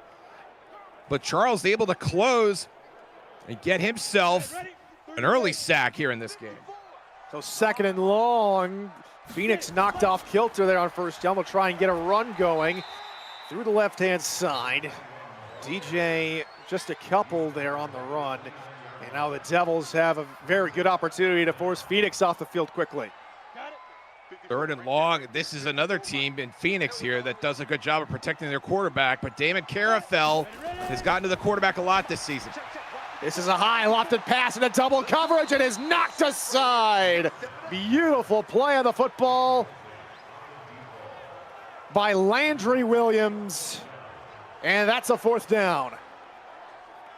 It's another 3-and-out, Tyler. Dueling 3-and-outs for these defenses. And now Vegas will get a chance to get the ball back, hopefully with premium field position. Look at Williams just knock it out of the arms of Chris Andrews at the very last second. Beautiful play. Devils fans should be very happy about that. That's the right step in the right direction from last week, and that's a brilliant punt from Brendan Davis, who will pin the Devils back at their own 9. Davis had 6 punts when they played against Wichita recently, and you could see the experience as he pulls out the 60-degree wedge and just backs that up. Gorgeous. That's an easy 2-putt, Tyler. He got to use the 60-degree here tonight, Josh, unlike me, because my golf outing this morning was rained out here in Missouri, so I'm a bit upset that the punter for Phoenix, took my 60 degree. As it'll go play action here to begin the drive. Pass over the middle is caught. First down, first down of the ball game here for the Devils at the 25. Mike It's Mike O'Neill. Tremendous leader on this Vegas offense. And Chima with the clean pocket. Great throw right across the middle. Get your quarterback a little bit of momentum here. Mike O'Neill, very outspoken, very a bit of a statesman here in the sim football universe. Nice to see him get on the score sheet early. Check Mike 54. Mike 54. Nice, sweetheart. Second play will be a true run. Cutting it back is Nitro, looking for blocks, and a good run by Jack. That picks up 7 yards. And getting Jack Nitro involved is going to be probably the linchpin for this Vegas game plan, Tyler. They do not do a great job of running the ball with him, but Phoenix does have a weakness in stopping the run, and Nitro is going to be important. Trying running near side. He will try and push forward for the first down. I will say his first 2 runs here of the night have been very patient runs. Very different from a week ago, and that's good to see, and it'll bring up 3rd and short. Definitely an opportunity here for the Devils to capitalize.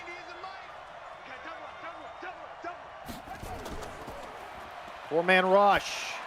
Chima over the middle, it's tipped and picked. Ethan Flowers gets the ball jarred free out of his hand, and Ramorius Myers says, look what I have. Or excuse me, that's Hernandez, my apologies. And the Skyhawks take over in plus territory. Fernando just gets it gift wrapped. That's off the shoulder pad of either Flowers or Jared Beasley, who came in, made contact right as that was made. And nice hands by the linebacker getting in there, getting the first turnover of the game. And Phoenix is going to need all the help they could get, and that is a very strong start for this Phoenix defense. Dome Stadium, they might have the shades open here. That's the first interception for Hernandez this season. As the Skyhawks will take over now out of the pistol. Try and run through the middle. DJ up to the 27-yard line, a gain of 6. Phoenix doesn't need to do too much here. Joe Tillo, very aggressive on the first couple drives here. This is a good opportunity to slow it down, get DJ Simeon back in this game. Passing play, crossing right over the middle, hauled in near the 25-yard line. The tight end, Sansbino, will make it 3rd and 2. We're talking about Tillo and how he might be underrated in UFL circles. He has 2 receivers on the leaderboard, those being Andy Sands and DR Simeon. DJ with a good hole, breaking through the D-line and picking up the first down into the red zone. DJ is looking for that 3rd straight 100-yard game. Over the course of the season, running the ball has been a weak point, but you would never know it from watching this game. DJ's had some tremendous holes to run through, running with a burst, north-south running, tries to do a little jump cut there at the end, but already has the first down. Coming into the night, averaging 4.6 yards a carry for Simeon with a long of 64. He roughly averages about 80 yards a game. Looking for more production here as DR Simeon gets the touch pass over the middle, and they're going to go backwards a few. Breaking into the backfield is Diers Alves for the loss of 4. Yeah, not a fan of the jet sweep in general, and this is why. The defense knows it's coming, and by the time the carrier gets the ball, you still have to run another 5 or 10 yards before you can cross the line of scrimmage, and Vegas snuffed that one out real quick. You're really going to have good outside blocking, and it just didn't happen there on that play. And back they go again. Vegas with some good penetration in the backfield. Landry Williams with a 1-yard loss. Landry Williams already has 2 tackles in this game, doing a nice job. Love it when defensive backs come up to play the run. Little 21-on-21 action there. And that's a nice open field tackle from a position group that you don't always see making good form tackles, Tyler. Press coverage now on 3rd and long.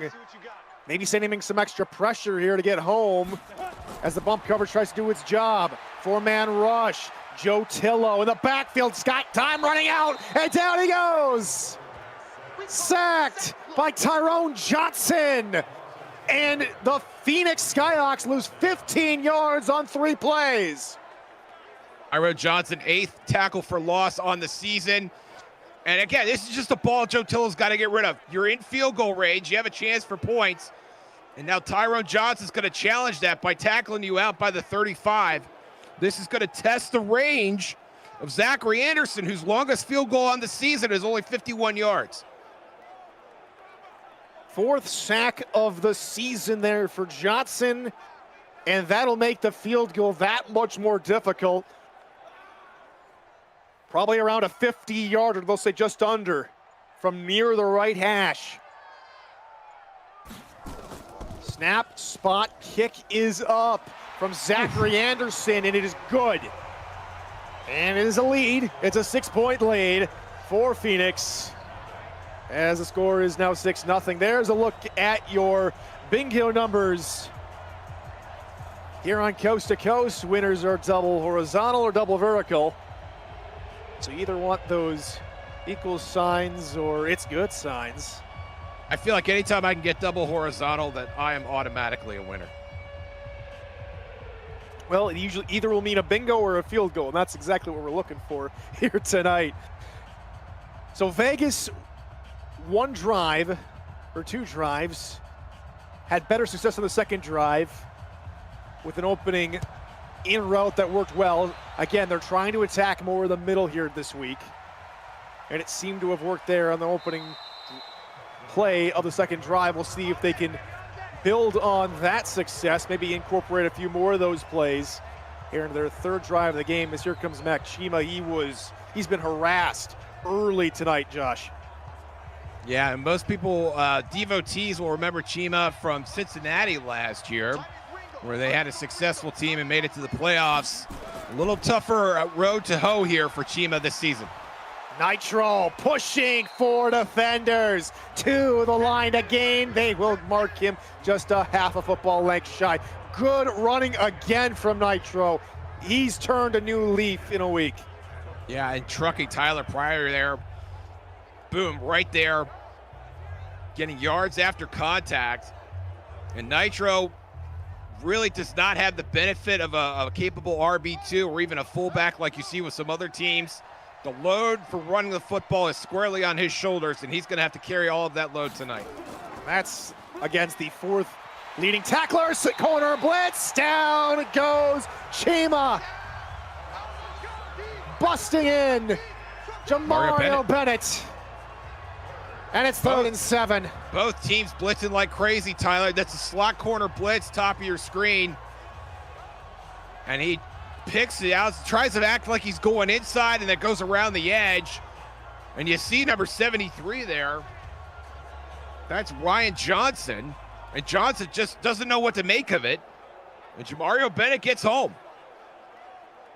If that corner blitz isn't coming, we might be talking a different outcome here. That play is just a busted play, and maybe one to recycle later into the game plan. 3rd and 7, 4-man rush. Chima with time all day to throw, and quickly runs out. It's another sack.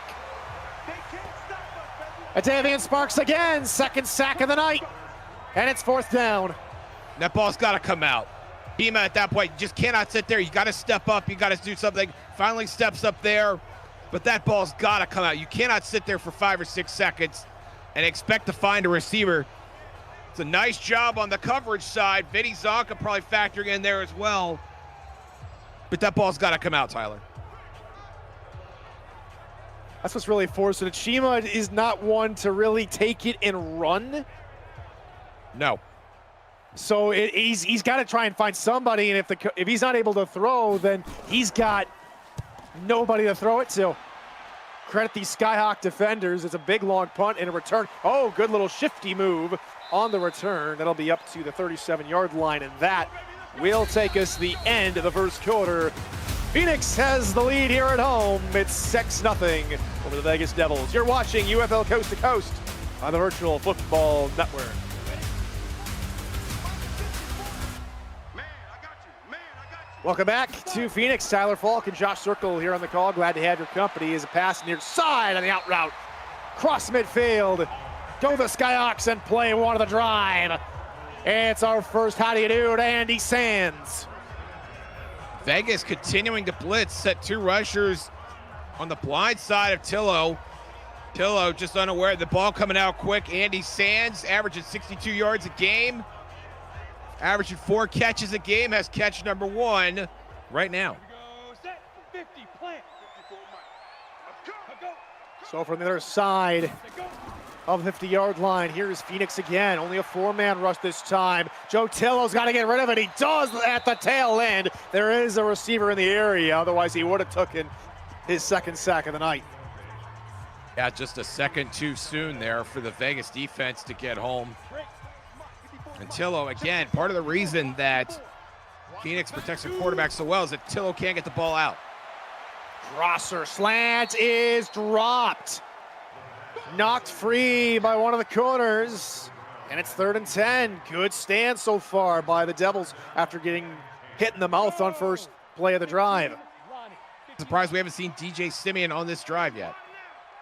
We're seeing a lot more pressure on the receivers from a week ago here from Vegas. That pass over the middle caught. First down. Open over the middle was Hakeem Mamuala. We also would have accepted Mana Manula. And that's just a nice little in route, getting upfield. And Mana Manula with his first catch. Gorgeous ball from Joe Tillo, and really no accuracy issues at all at this point from Tillo, who has come out swinging here in the first half of this game, understanding the stakes and where his team has to be. Still looking for that first touchdown tonight. Need to work on my Polynesian as that pass flipped out left side for DJ, and he is brought down after gaining maybe just a couple.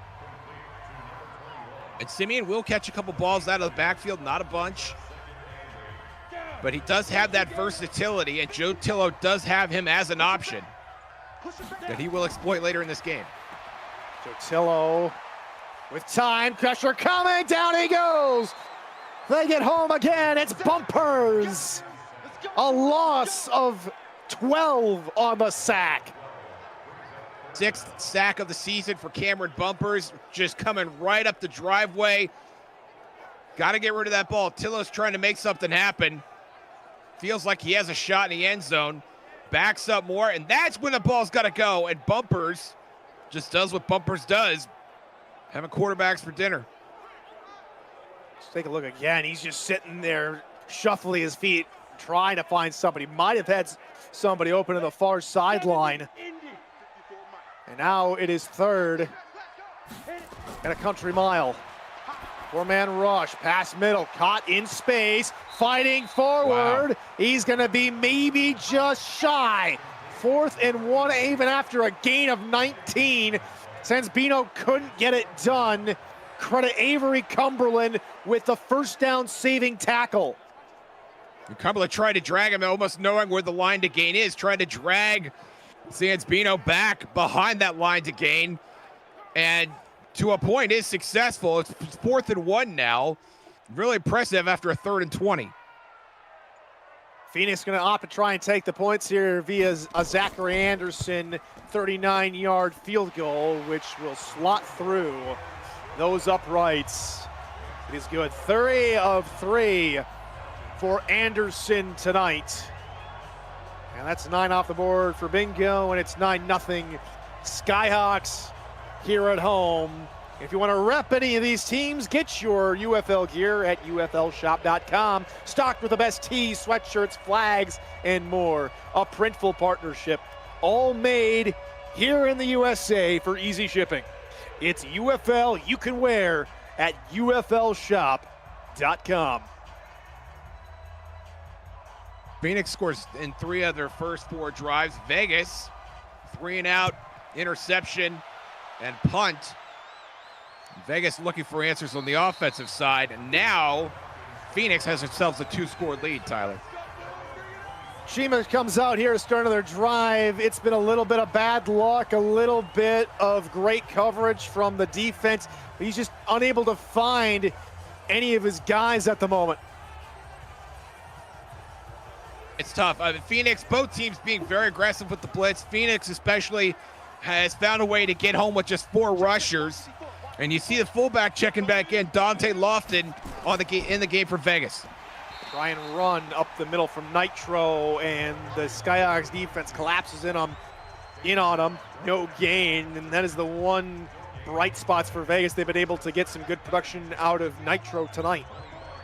And they're trying to establish the run. It's a cliche, but you want to get your defense a little bit of rest here. And Nitro can't escape that tackle.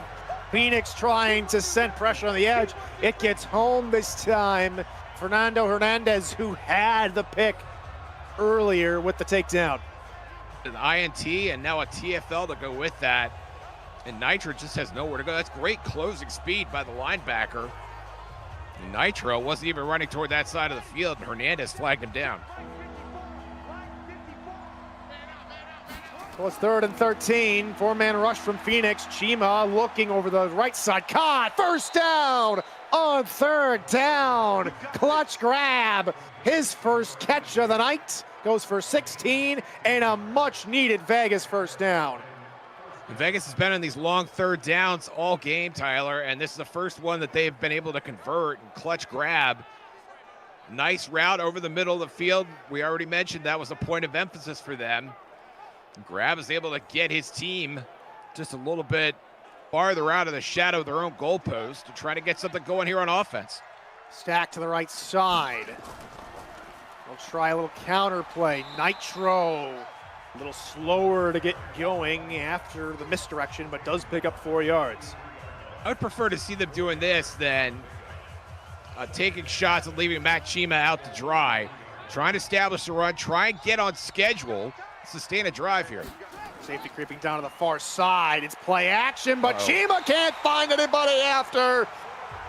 Combo wombo sack for Phoenix, led by Devarius Saint.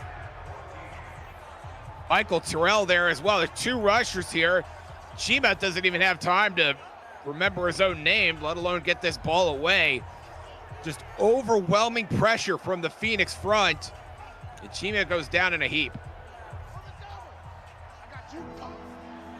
7 sack combined by both teams tonight. Blitz coming. Chima dumps it off. Room to work for Nitro. Nitro picks up the 3rd and long. When all they've done the last couple of weeks, it seems, is go over the top, they go underneath with Nitro, and it catches Phoenix off guard.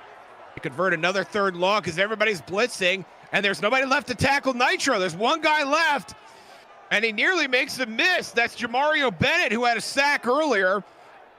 And Bennett makes what might have been a touchdown-saving tackle here on Jack Nitro. 3 down linemen here on a fresh set of downs as Chima's in the gun. 5-man rush. Pass is picked. Underneath coverage, and there's no one that's going to be able to catch Jamario Bennett. Our first touchdown tonight comes via the defense. Touchdown, Skyhawks. Jamario Bennett once again, and Phoenix again loading the pressure. It's all coming to the broadside. Chima tries to get rid of it, sees Darius Maddox. Maddox has no idea the ball's even coming. Jamario Bennett cuts off the pass, and he is off to the races, and nobody can get him. 2nd pick tonight, forced by this Phoenix defense. I don't think Chima saw Bennett there on such a bang-bang play.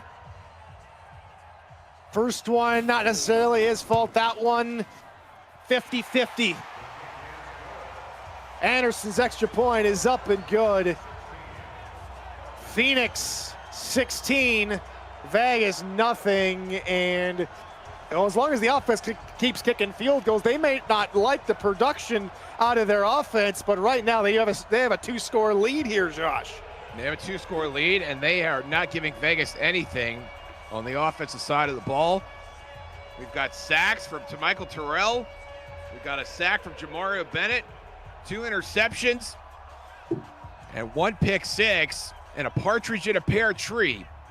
And Vegas scratching their heads And they got to make something happen here on this drive with 5:42 to play in the first half. And they will like to take it out of the end zone, looking for room near side. Bennett on the takedown after the return from Chris Corals. And that is where the Devils will restart this drive. And room to improve, and really the only way they can go right now is up. Find some plays that are working, move down the field and try and get some points. Even 3 will do. Pass over the middle to double coverage. It's nearly picked off again off of another tip drill. Yeah, it looked very similar to the first ball that Hernandez had intercepted earlier. The ball is just bobbling in the air. I think 3 Phoenix players got a hand on it before it finally hit the ground. I formation here on 2nd and 10 for Vegas. They'll try and go up the middle with Nitro. That's a good run. About 6 yards on the carry. And that'll make 3rd down a little bit easier. Vegas really with only 3 third downs in this game so far, by my count at least. And they need to get 1 more here before they do anything else. Draw middle, and they do not catch the Skyhawks off guard. Brought down by big old number 99, Kayshawn Lynch. And another drive stalls for Vegas. Another 3 and out for the Devils, and this Phoenix front is just feasting on this Vegas offensive line, not getting any protection at all. Jared Babbage did not punt at all last week because Vegas had 6 turnovers. This is his 3rd punt tonight. And that is holding for a fair catch at the 16-yard line. Skyhawks will go to work, and they've had some effectiveness getting down the field. Resulted in 3 field goals, and now after their defense has gotten them a touchdown, now a chance here to drain the rest of this clock here in this first half. A very fast-moving game here. As that pass is caught, turning upfield, DJ Simeon outsmarting his opposite number for a first down. On both sides of the ball, Phoenix is playing with their hair on fire. Tilla not wasting any time getting that ball out. Finds DJ, and DJ able to turn upfield almost immediately. We don't see a lot of backs, a lot of receivers even capable of doing that. And in doing so, leaves Avery Cumberland in his dust and is able to get the first down. Let's go. 18 Gator. Second play of the drive as the Skyhawks will go into the pistol. 2 tight ends, 2 wideouts. 7 men in the box here for the Devils. It is a straight run for DJ, and he gets good. A good push from his own line. It picks up 8 yards. And if DJ keeps doing that, getting gains like that on first down, Vegas is not going to have much of a chance to get back into this game. Outside lineman on the defense nearly jumps offside, gets back in time. DJ looking for the outside, looking for a block, gets it past the 50-yard line before being bulldozed out of bounds at the 48-yard line by Cumberland. And you see the graphic there, 52 yards already with time remaining here in the first half. Really curious, he did try to bounce this back inside, goes outside. Lockett's able to get a forearm on the defender anyway, and able to get upfield to hit that 50-yard plateau. Go now. 30 base. Check. Looking for more of that pressure from Vegas, who forced a few sacks earlier tonight. They try and run to the outside, and it's the backup tailback, Jamal Philemon, with a 9. Well, he's going to have 9 more yards to go, only gains 1 here. And Vegas still in this dime set, still with 6 defensive backs on the field, daring Phoenix to run the ball, and Phoenix seems happy to oblige. And 1 extra speed out there, blitz coming, pass near side, caught at the 34-yard line before falling out of bounds. Goes the wide receiver, Andy Sands, his 2nd grab tonight. Illo doing a great job, as he usually does, of finding an open receiver despite the coverage. 2-minute warning here in the first half. Phoenix with the ball, with the lead, and with a chance to score more points. You're watching the UFL Coast to Coast here on the Virtual Football Network. Pressure on the outsides, on the wide receivers, looking for left Out route, that is caught by the tight end for up to the 18-yard line. Sansbino, his fourth grab for 41 yards all told. Yeah, Tillo not resting on his laurels at all. Still trying to find his first touchdown of the game. Sansbino with a nice route. And they're just picking apart Vegas here. Vegas has given up on the blitz, it feels like, dropping 6 or even 7 into coverage. And Tillo right now just picking them apart. Now into the red zone. Phoenix looking for a touchdown. They'll flip it out to the outside, and DJ will just be out of bounds. And no, it'll be incomplete. 2nd and 10. Yeah, Simeon not quite established inbounds. Tillo is totally fine with it. They're going to play again. Cluster formation as Tillo underneath route caught. Room to work. Up to the 10. Picks up 8. Andy Sands again. And it's 3rd and 2 from the 10. Very manageable 3rd down here. If you could convert this, you could conceivably take all the time off the clock here left in the first half. 4-man rush to the end zone. Touchdown! Phoenix gets it done in the red zone. And it's Andy Sands. Once again, Vegas chasing their tail in this zone look. Andy Sands finds the back of the end zone. And really, Josh Bridge doesn't have a chance at this play. That's a perfect ball from Joe Tillo. Nobody can get it. And Phoenix absolutely rolling here. And they'll take another look at it, but I think this will stand, Tyler. Yeah, I think it will as well for Andy Sands' 4th receiving touchdown of the season. Gets both feet down, remains in possession of the football all the way through the ground. That's all you want to see if you're Phoenix. They'll be happy with that, and unfortunately for the Devils, their shutout streak of holding the Skyhawks outside the end zone on defense is broken, as the Skyhawks will tack home the extra point. 23-0 our score here from Phoenix. And even as just a neutral, Josh, I'm looking at Vegas, and I'm really hoping they can get a score. We only just saw our first shutout of the night. There it is at the bottom of your ticker. New York shutting out Salt Lake City, and the Vegas Devils do not want to be the second team that gets shut out tonight. No, clearly not. And it's not to say that Salt Lake is a bad team, or that even Vegas might be a bad team if they're even despite their performance tonight. The landscape of this league changed so much when we condensed from 32 teams to 16 teams, and it's remarkable how the same performers like your Dallas, Dakota, Austin has been resurgent, coming to the forefront, and we're seeing some other teams that are still being left behind. I expected a lot more parity, but as we enter the second half of the season, Tyler, it looks like some cream is rising to the top and some is not. Comebacks can happen, but Vegas have really got to get it going, and it's nearly picked off. Tyler Pryor in the area. Vegas, we worried about what they would be able to do or not do in the red zone. And that point has been basically moot. Vegas hasn't even been able to reach the red zone at this point.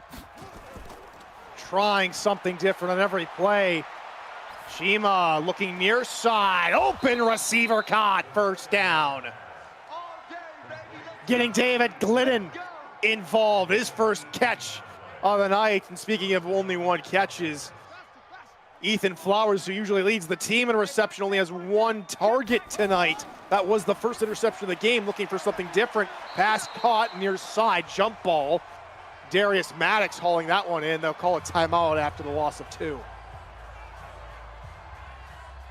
Now for Vegas, they seem to be departing from, if not completely abandoning, their game plan of attacking the middle of the field.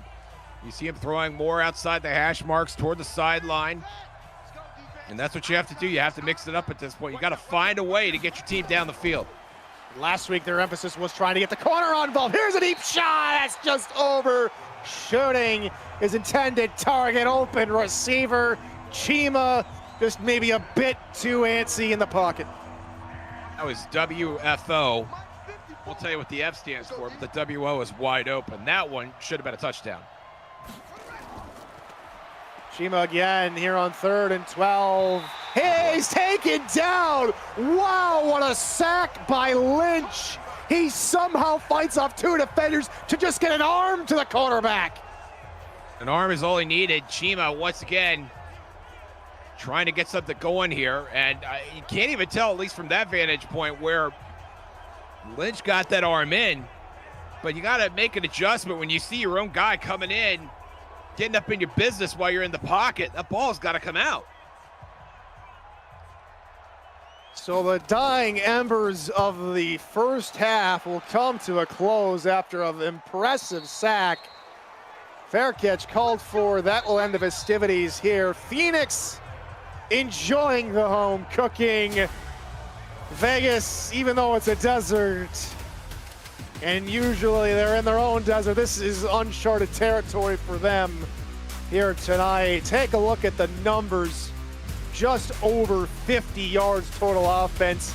Vegas have got to get something going in the second half. Yeah, they're just being dominated right now. And honestly, hats off to Phoenix. With a very similar record, we talked about some of the struggles these teams have had over the course of the season. And Phoenix has come in and taken complete ownership of this game. 2 interceptions from Mac Chima, one of those a pick 6 by Phoenix's Jamario Bennett. And then Joe Tillo driving down the field on their next drive to get an offensive TD to Andy Sands. The Skyhawks putting on an absolute clinic. And now Vegas is looking for any answer that they can find at this point. As we welcome into the broadcast booth for the start of the second half, I'm Tyler Falk. He's Josh Zirkle. Cameron Irvine is back at VFN Studios in production. Thanks for joining us here this Sunday evening here on UFL Coast to Coast here in Week 10 of the UFL. Get your gear at ufl.football.com. You saw down below the website there is the Printful partnership. That's where you can get all the merch at uflshop.com. As Charles will take the opening half kickoff down for a touchback, as out comes Vegas. I think one player they really got involved, we touched on it very briefly, Ethan Flowers, only 1 target. He has been really the driving force to get them into games, and he's just been very quiet tonight. Nitro looking for push to the middle, but I really do think, Josh, and we've touched on it too, this Phoenix defense, underrated, is really proving themselves here tonight. Yeah, and you think they would have more struggles on that side of the ball, especially with only 1 claimed player, with Benny Zaka coming in midseason. A lot of claimed players here, as we might have a flag on that play. Underneath route is caught, but shut down quickly. It is gain of 6, and no flag. They'll say they didn't jump too far offside. And so it brings up 3rd down. Here one of the more manageable third downs they've had. Sorry, Tyler. All good. Over the middle. They attack the middle, and it works. 1st down, Vegas. Darius Maddox. 2nd grab results in a 1st down. Correct me if I'm wrong. I don't even think Vegas has been on the Phoenix side of the field yet at this point. As they finally make a connection over the middle here. Darius Maddox, very athletic player. They give a lot of trust to Maddox here in this Vegas offense, and you can see why, coming up with a big play when they need it. 1st and 10 from the gun again, 4 wide. Nitro on the give, left side. Nitro! Just 1 broken tackle away from open field. It's a 9-yard gain. Another good run by Nitro. Yeah, and a tremendous hole that time. The Vegas offensive line, when they're getting holes for Nitro, they're getting enormous holes, and now fullback checking back in. Run through the middle with extra blockers.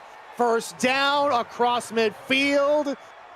Good play call. They saw the advantage they had on the hat count, and that'll move the chains. Nice job by the fullback, Dante Lofton, helping to open the hole for Nitro.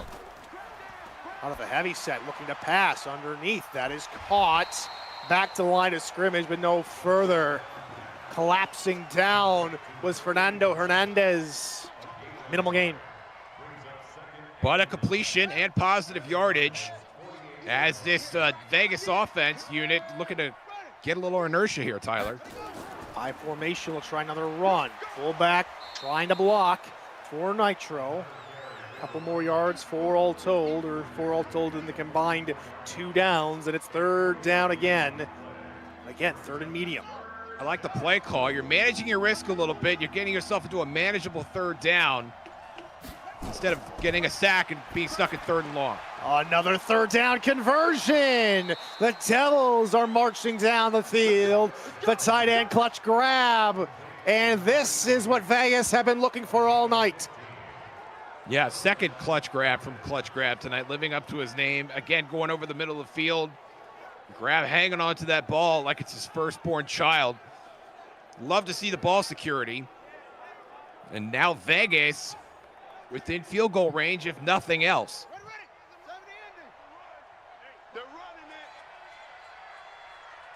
Shotgun look. Try and run with Nitro, and he stood up. Minimal gain. Saint with the takedown. Great tackle. When Saint and this Phoenix front have been getting pressure, it has really disrailed Vegas' efforts. And now Lofton back in.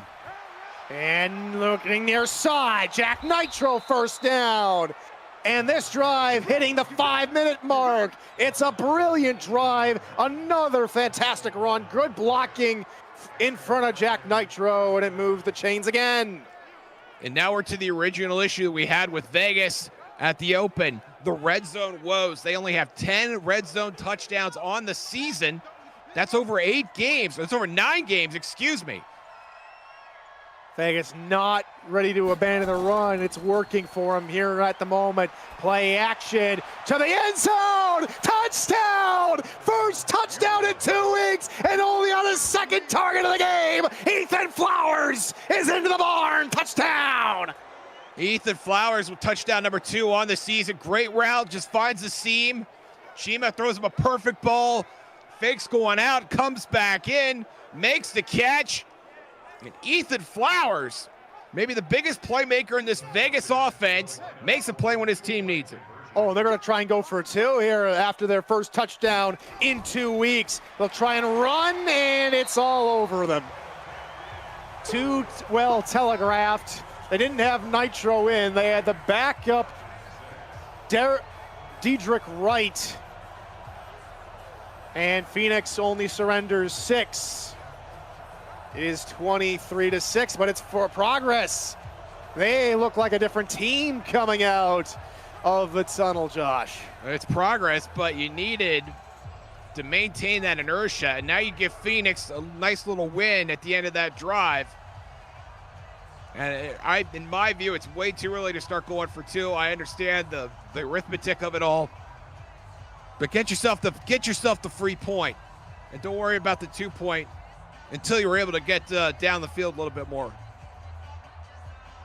Haven't heard any bingos come through the chat after 18 comes off the board, so we play on here on UFL Bingo Night. And here comes Phoenix with a return, looking to the near side, down at the 25-yard line from Piper. As here comes Joe Tillo. He's had some success, but he's also been battered and bruised tonight. Yeah, he's taking a little punishment, and both of these defenses flying to the quarterback. That's what you come to expect. Did find the end zone on his last drive. And very impressed with the game that we're seeing so far at Attila. Generally speaking, doing a nice job of getting that ball out on time. Trips off to Tillo's right. 5-man rush, looking to the right side. That's caught on an out route. Andy Sands, who has the touchdown for Phoenix tonight, the lone touchdown, comes up with a first down grab. And Vegas is going to challenge whether or not Sands was in bounds. And so we go under the hood. Impressive that Andy Sands is able to get this many looks, playing across from D.R. Simeon, the living legend, and Sands making the UFL leaderboard, averaging 4 catches a game. It's still very much a focal part of this offense. Hard to tell from that vantage point whether that's in or not.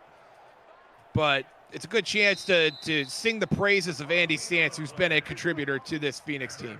It is a completed pass. Vegas will lose one of their timeouts. That is quite unfortunate for the Devils. And we didn't even get a look at it to see whether or not that was close. Well, you do get an overturn, what is it? Just a handful of yards for a timeout that if this game gets close, you're probably going to need down the road. Not a fan of that challenge. Shotgun look, only 3 men sent, and the tight end has to leap up for it, and he is pummeled after only 2 yards. He got Zanzimo'd on that play. Zanzbino got the old Bambino? No. Press covered to the outside, looking underneath. That is caught. Zanzbino again. Another short pickup, brought down by Stefan Bledsoe. And here comes third down, an opportunity for the Devils to come up on defense with a stop. Very sure-handed catch there by Zanzbino, catching it over his head, still able to bring it in. Draw, works to perfection, and it's a first down for DJ Simeon. This is all Phoenix needs to do here. Simeon trying to get that third straight 100-yard game. On the draw, fools everybody. Gets a block there from the lineman charging up the field. Just tremendous. Phoenix has so many ways to beat you when the run game is working. And right now it is working very, very well. Come on, set. Both the tailbacks tonight been doing very well.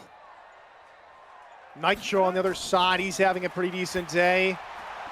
As that pass wide open. Zanzbino, who has been featured heavily on this drive with a first down grab. Was that 6 catches on the night for Zanzbino? 7 for Zanzbino. Siete for Zanzbino. Now for the pistol, come the Skyhawks. Run is snuffed out. Pursuit, brilliant from Josh Bridge, the safety. Josh Bridge coming in on the blitz. Does a nice job of getting to the running back, diagnosing the play. Some guys so obsessed with running down the field, they don't have their head up and they're not paying attention to what's going on. Josh Bridge gets himself a TFL for his diagnosis. The pistol, a strong look here on the pistol on 2nd and 12, and it's a better run. They'll gain the 2, lost and more. A gain of about 11 yards, just 11 yards. There was one waiting for the extra half, but they won't give it to him. And it's 3rd and 1 from the 26. You just saw the numbers. Simeon averaging 7 yards a pop, running the football right now, running with a burst. Trying to run through the middle. The Devils set extra pressure, and it finally gets home. Bridge again with a first down saving tackle. It's 4th and inches. Phoenix with the lead. They might opt for Anderson's 4th field goal attempt of the night. Yeah, I think that would be the way to go. If Vegas could be that obsessed over getting 2 points after the touchdown, Phoenix can enjoy getting 3 points here. Here we go. And Zachary Anderson needs to work, but it looks like he's not going to get it here, Tyler. No, he's not. Phoenix going to try with out of the goal line. They're going to try up the right side. They go to the backup tailback, Shamel Wells, and they pick up the first down, keeping momentum and time on their side, and also the drive stays alive. Amazing that you trust your backup running back to come through there. Great running by Shamel Wells. Great job hitting what was, granted, a very large hole, but he got it done. Empty backfield, 5 wide, play clock running down. They get it off in time, looking for a screen downfield. It's a good one. DJ Simeon, usher out of bounds on the 10-yard line, 1st and 10. Excellently developed screen on the outside. Simeon comes in after a couple plays off, runs in motion as a receiver, gets loose, able to get upfield. Tremendous play design. A nice job setting it up by getting a fresh DJ Simeon out into open space. Tremendous. How about this long drive here by Phoenix? 5 minutes off the clock for Vegas on their drive. We're looking at almost 6 minutes off the clock here for Phoenix on their drive. Tillo stepping up in the pocket to the end zone. Touchdown! Phoenix! Chris Andrews on the corner, on the inside corner with a touchdown. Attila with a perfect ball puts us right over the pylon where only his guy could get it. And that's great coverage by Landry Williams. I don't know what else you're supposed to do in that situation.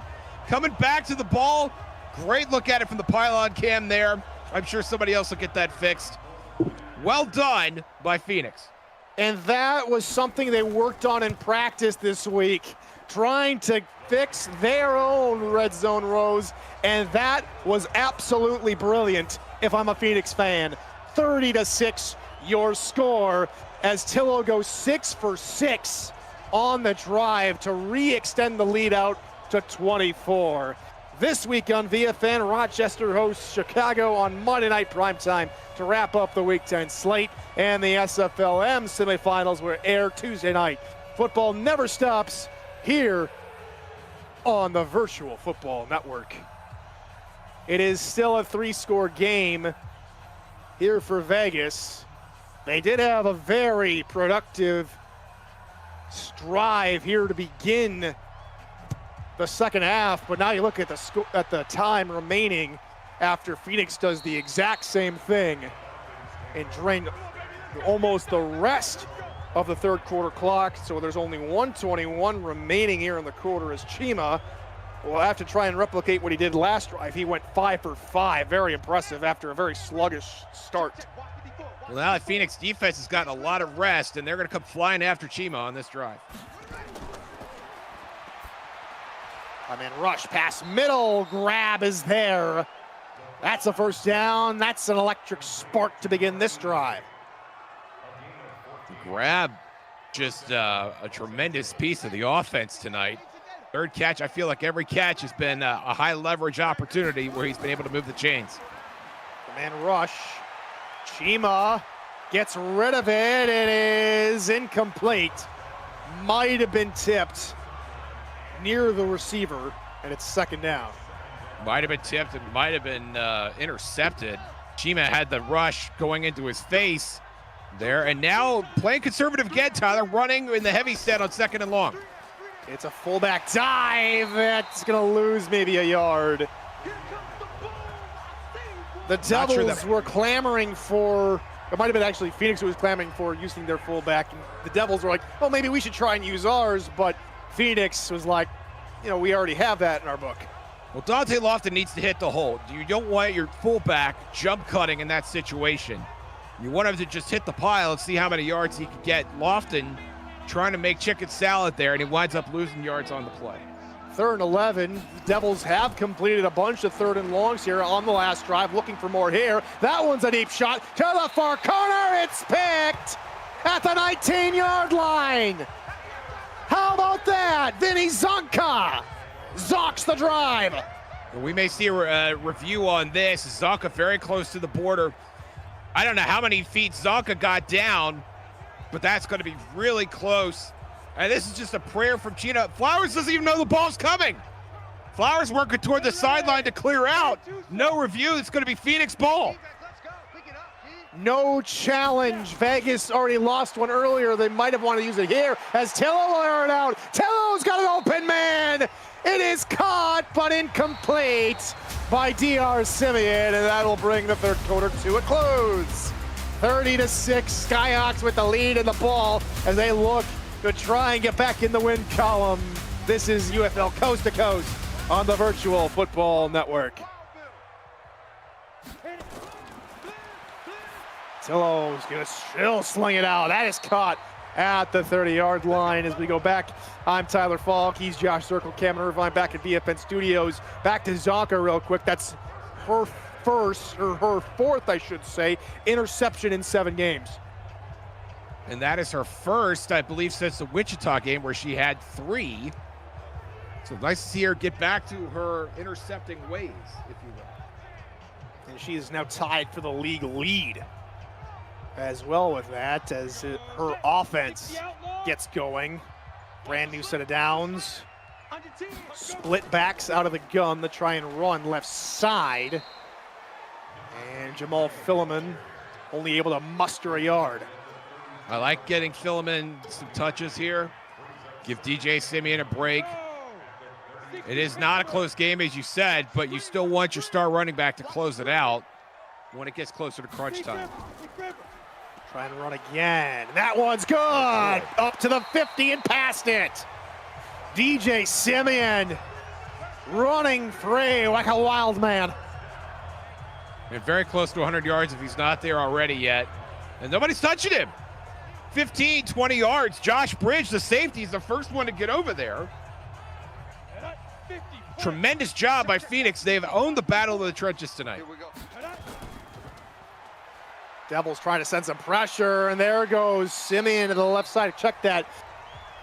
That is the backup Filliman again. 5 yards as they try and get a little bit of rest thrown to Simeon's way.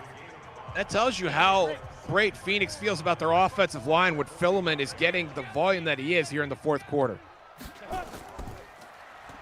Now up the middle, it's Simeon again! Another gaping hole for him to scamper through. Now he's over 100 yards.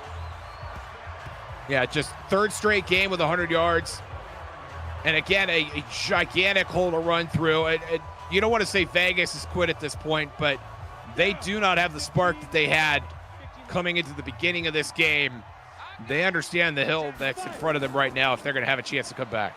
Filliman to the left side, and they ran that play earlier, even on this drive, and Cumberland and company rally the ball carrier, and they get him behind the line. Again, the clock for Phoenix is their friend at this point. So a setback like that is not going to break too many hearts.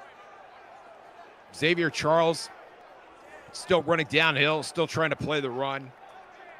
This Vegas team is not quit by any chance, but Phoenix has absolutely found their stride offensively. And Vegas, who had hoped to answer some questions in this game tonight, is just going to walk away, I think, with more questions by the time it's all done. 5 wide. Here on 2nd and 11. They motion a man over. It might take too much time, and it does. Trying maybe to set up the screen again, and that's a delay of game on Phoenix. And And the perils of those motion plays, Tyler. If you don't have it set up and ready to run, that's what you're dealing with. So after 2nd and 6 here, Phoenix will play 5 of their last 6 on the road, including next week at Chicago, as Simeon gets the call. Up the left hash marks. It's down to the 31. They still have Dakota as their final home game. Then they're at Dallas, Miami, San Diego. All those guys are on the schedule. They have a gauntlet yet to go through. And now here on 3rd and 12, a gauntlet to task here as Tillo near side, wide open to the corner, but ushered out of bounds. 3 yards shy. Chris Andrews sprung open. It's 1st and goal.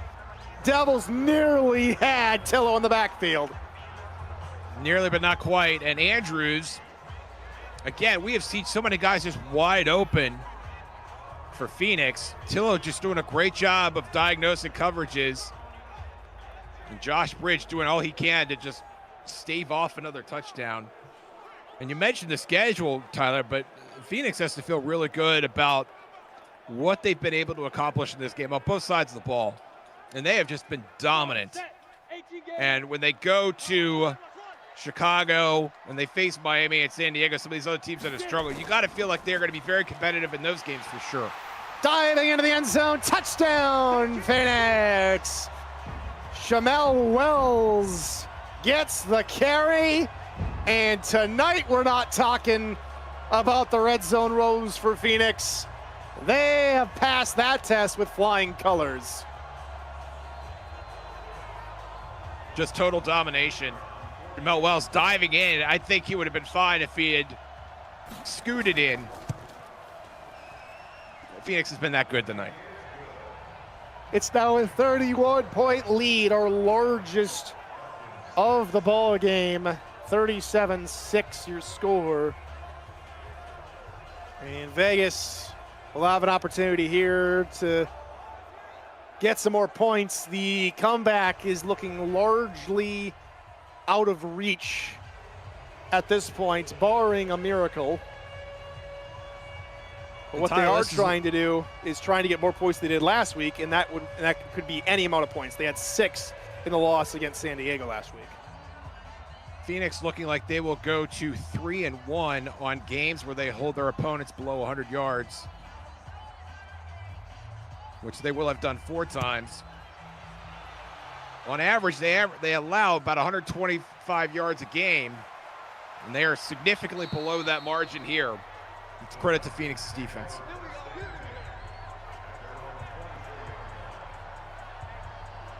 And so here comes that offense back out here for Vegas. Couple of miscues, couple of bad bounces have really tampered the Vegas attack here tonight. But if they need any positives, look at the opening drive to start the second half. Out route right side is caught. Couple yard gain for Mike O'Neill. 3 all told. Yeah, that's what you want to do. Get your star players some volume at this point. I don't want to say pad stats, but you need some good vibes to take into next week. And that one's picked. That's going to go back for the second pick 6 of the night. Vinny Zonka, her second pick of the game, and now she has the league all to herself. Just unbelievable. Very similar to the first one that we saw with Jamario Bennett. And Zonka, who had joined the team in midseason, is really making a name for herself. Just no chance of being caught. And that's icing on the cake. Joe Tillo realized the second half of the season is not going to be the same as the first. Pretty apropos music being pumped through the stadium here in Phoenix, because Phoenix is having a party. Everyone's bouncing around. And with 7:07 to go in regulation, the Skyhawks are flying free and clear. And with nobody in their rearview mirror at this point. And they are going to move more than likely to 4-6 in a very tight division or conference, I should say. That Great West right now, with Austin taking home the win earlier, Salt Lake falling. They now are tied with Salt Lake. That's crucial. They now move themselves free and clear of Minnesota. And so right now, as things stand, they're looking at potentially playing San Diego or Los Angeles rather than having to potentially face Dakota or Austin, which is massive for Phoenix if they want to make a late gasp, last gasp in the playoffs for a playoff run. A very good game here tonight sets that up as long as they can finish it. Here comes Mac Chima. Less the said, the better. Well, I think the middle of that bracket is going to be the sweet spot, that 4, 5, 6 spot. And really anything can happen at that point, especially in a double elimination situation. And even the underdogs can pull off miracles. And Vegas, this is a learning experience for them. They're learning what they can do, what they can't do, how to improve. And I know for one thing, they've been trying to work so hard in practice the last few weeks, working with the commissioner to try and get a new game plan fixed. They have been custom making their book to try and fix these woes. And it's unfortunate that none of it is working as they would have liked. And now it's 2nd and 10 as the scoreline's now tied from their loss last week versus San Diego. It's been a very rough couple of weeks for Vegas. No, it's not a reflection on the personnel either. I mean, this is a team that made the postseason last year, and like many of the other teams, upgraded. There's a good catch. That is a really good catch. O'Neill on the corner route, something they worked on last week. But you've got to find some answers, whether it's schematically or you make an effort to add players and get some players claimed on the defensive side. You only have 3 claimed players defensively: Landry Williams, Chris Phillips, and Tyrone Johnson. And we've seen teams, we saw it last year, When claims came in the second half of the season, those teams looked completely different by the time they reached the playoffs. Stop route caught. 5-yard gain up to the 33-yard line. Moving the ball down the field and matriculating deeper and deeper into Phoenix territory, excuse me. Looks like man coverage now here from the Skyhawks. Looking to the out route. That's caught. Clutch grab inside the 20, down to the 16. And out of bounds, stopping the clock for the moment. And on the offensive side, if you were going to add somebody on RB2, we've seen other teams, New York comes to mind, where they have a two-headed monster at running back, and that's something that could benefit Vegas as well. Shima with time, just has to check it down. That is caught. Stiff arm by O'Neal, looking for extra yards. They get up to the 11-yard line. It'll be 2nd and 4 as they'll quickly get back to the line. And anything is good at this point. And Shima, despite throwing 2 pick sixes, is still gunslinging back there. That's great to see. Looking out route, grab. Can he get the first down? No, maybe a half-yard shy, and it's 3rd down. Probably grabs first catch under 15 yards tonight. Now Chima, they're going 11 personnel. Not going to go wide, not going heavy. Love to see a nitro run here. Said he'll be out to maybe go out for a pass. That one is caught. Oh, dangerous ball. But the DB wasn't aware as they would have liked. David Glidden with the catch. 1st and goal, Vegas.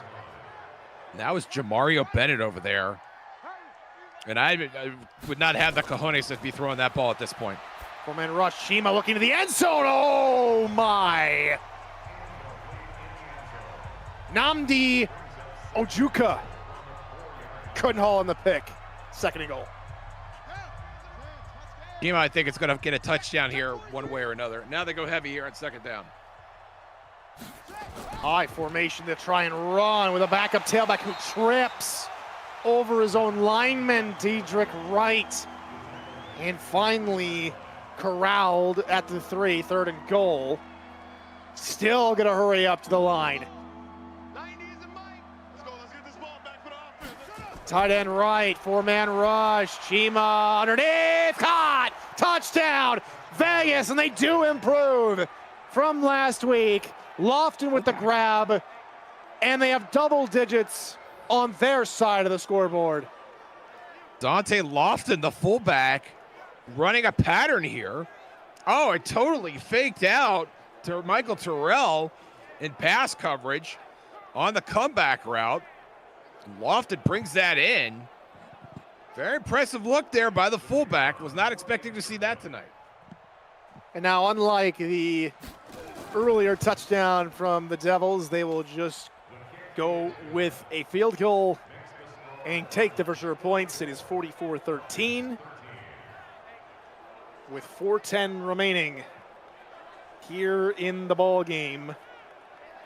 And for Vegas, after this one, pending this kickoff, which they might elect to go for an onside kick here, but they also might just kick it deep. We'll see what happens here. But after tonight, they will be back at home to take home the Salt Lake Hornets. And then they'll be on the road to take on Austin. It's a little bit of back and forth. So after Austin, they're back to take on New Orleans. And their final 3 games after that are at Los Angeles, home versus Dakota, and then at Salt Lake to conclude the season. So bookends for their end of the season. Salt Lake at home and Salt Lake away. And they are going to do an onside kick, a very awkward onside kick, but Phoenix does it. How in the world? I want to know what kind of black magic Kalen Watkins pulled from way back there.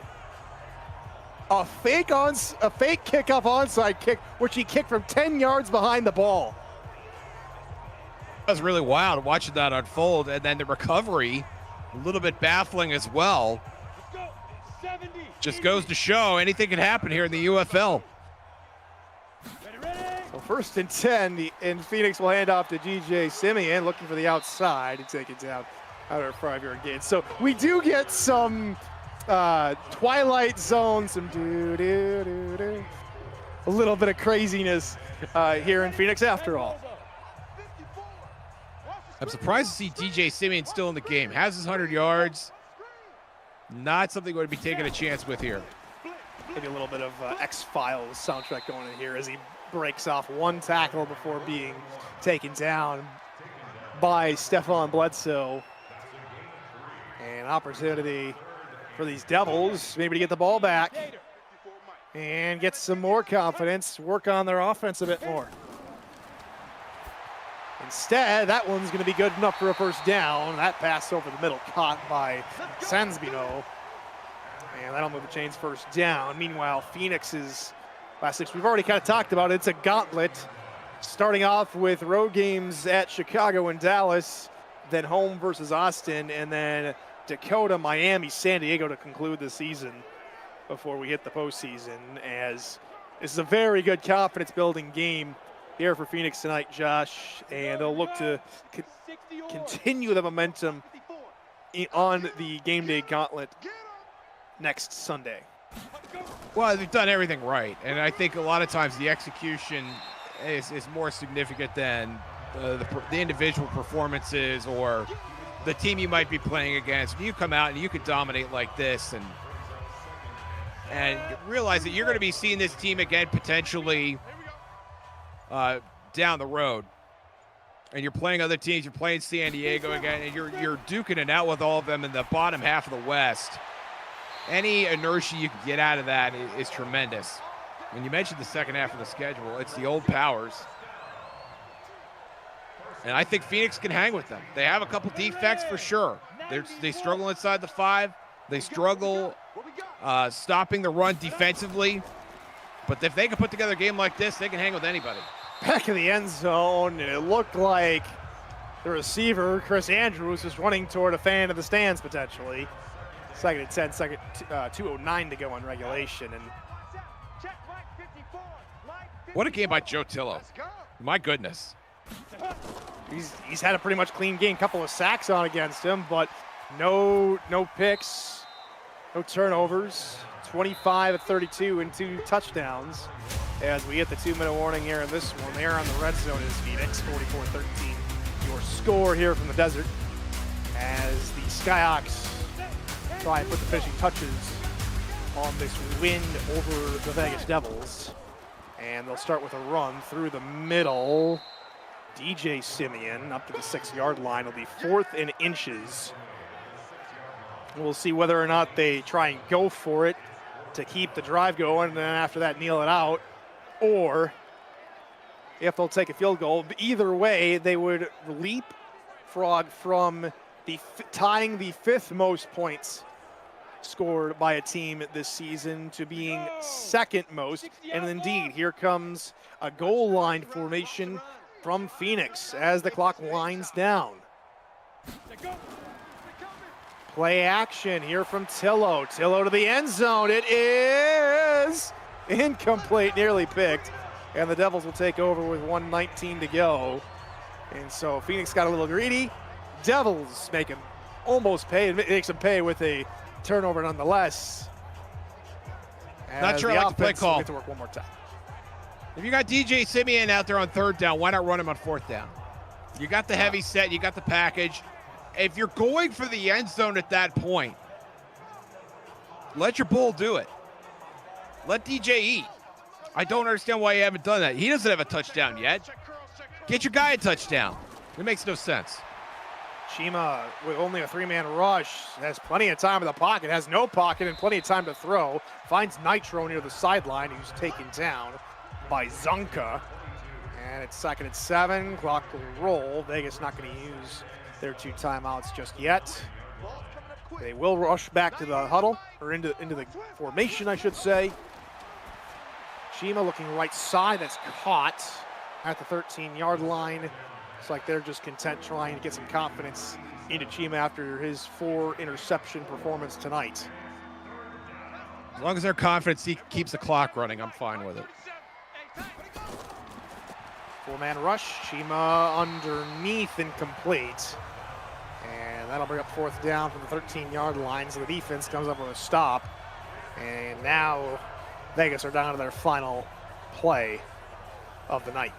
At least Jared Babbage is getting in the game. Babbage did not punt at all last week, as Vegas had 6 turnovers in that game, to say nothing of a 1, 2, 3 turnovers And it's they've had in blocked, this game. and it's that's a blocked. special teams touchdown for an exclamation point tonight.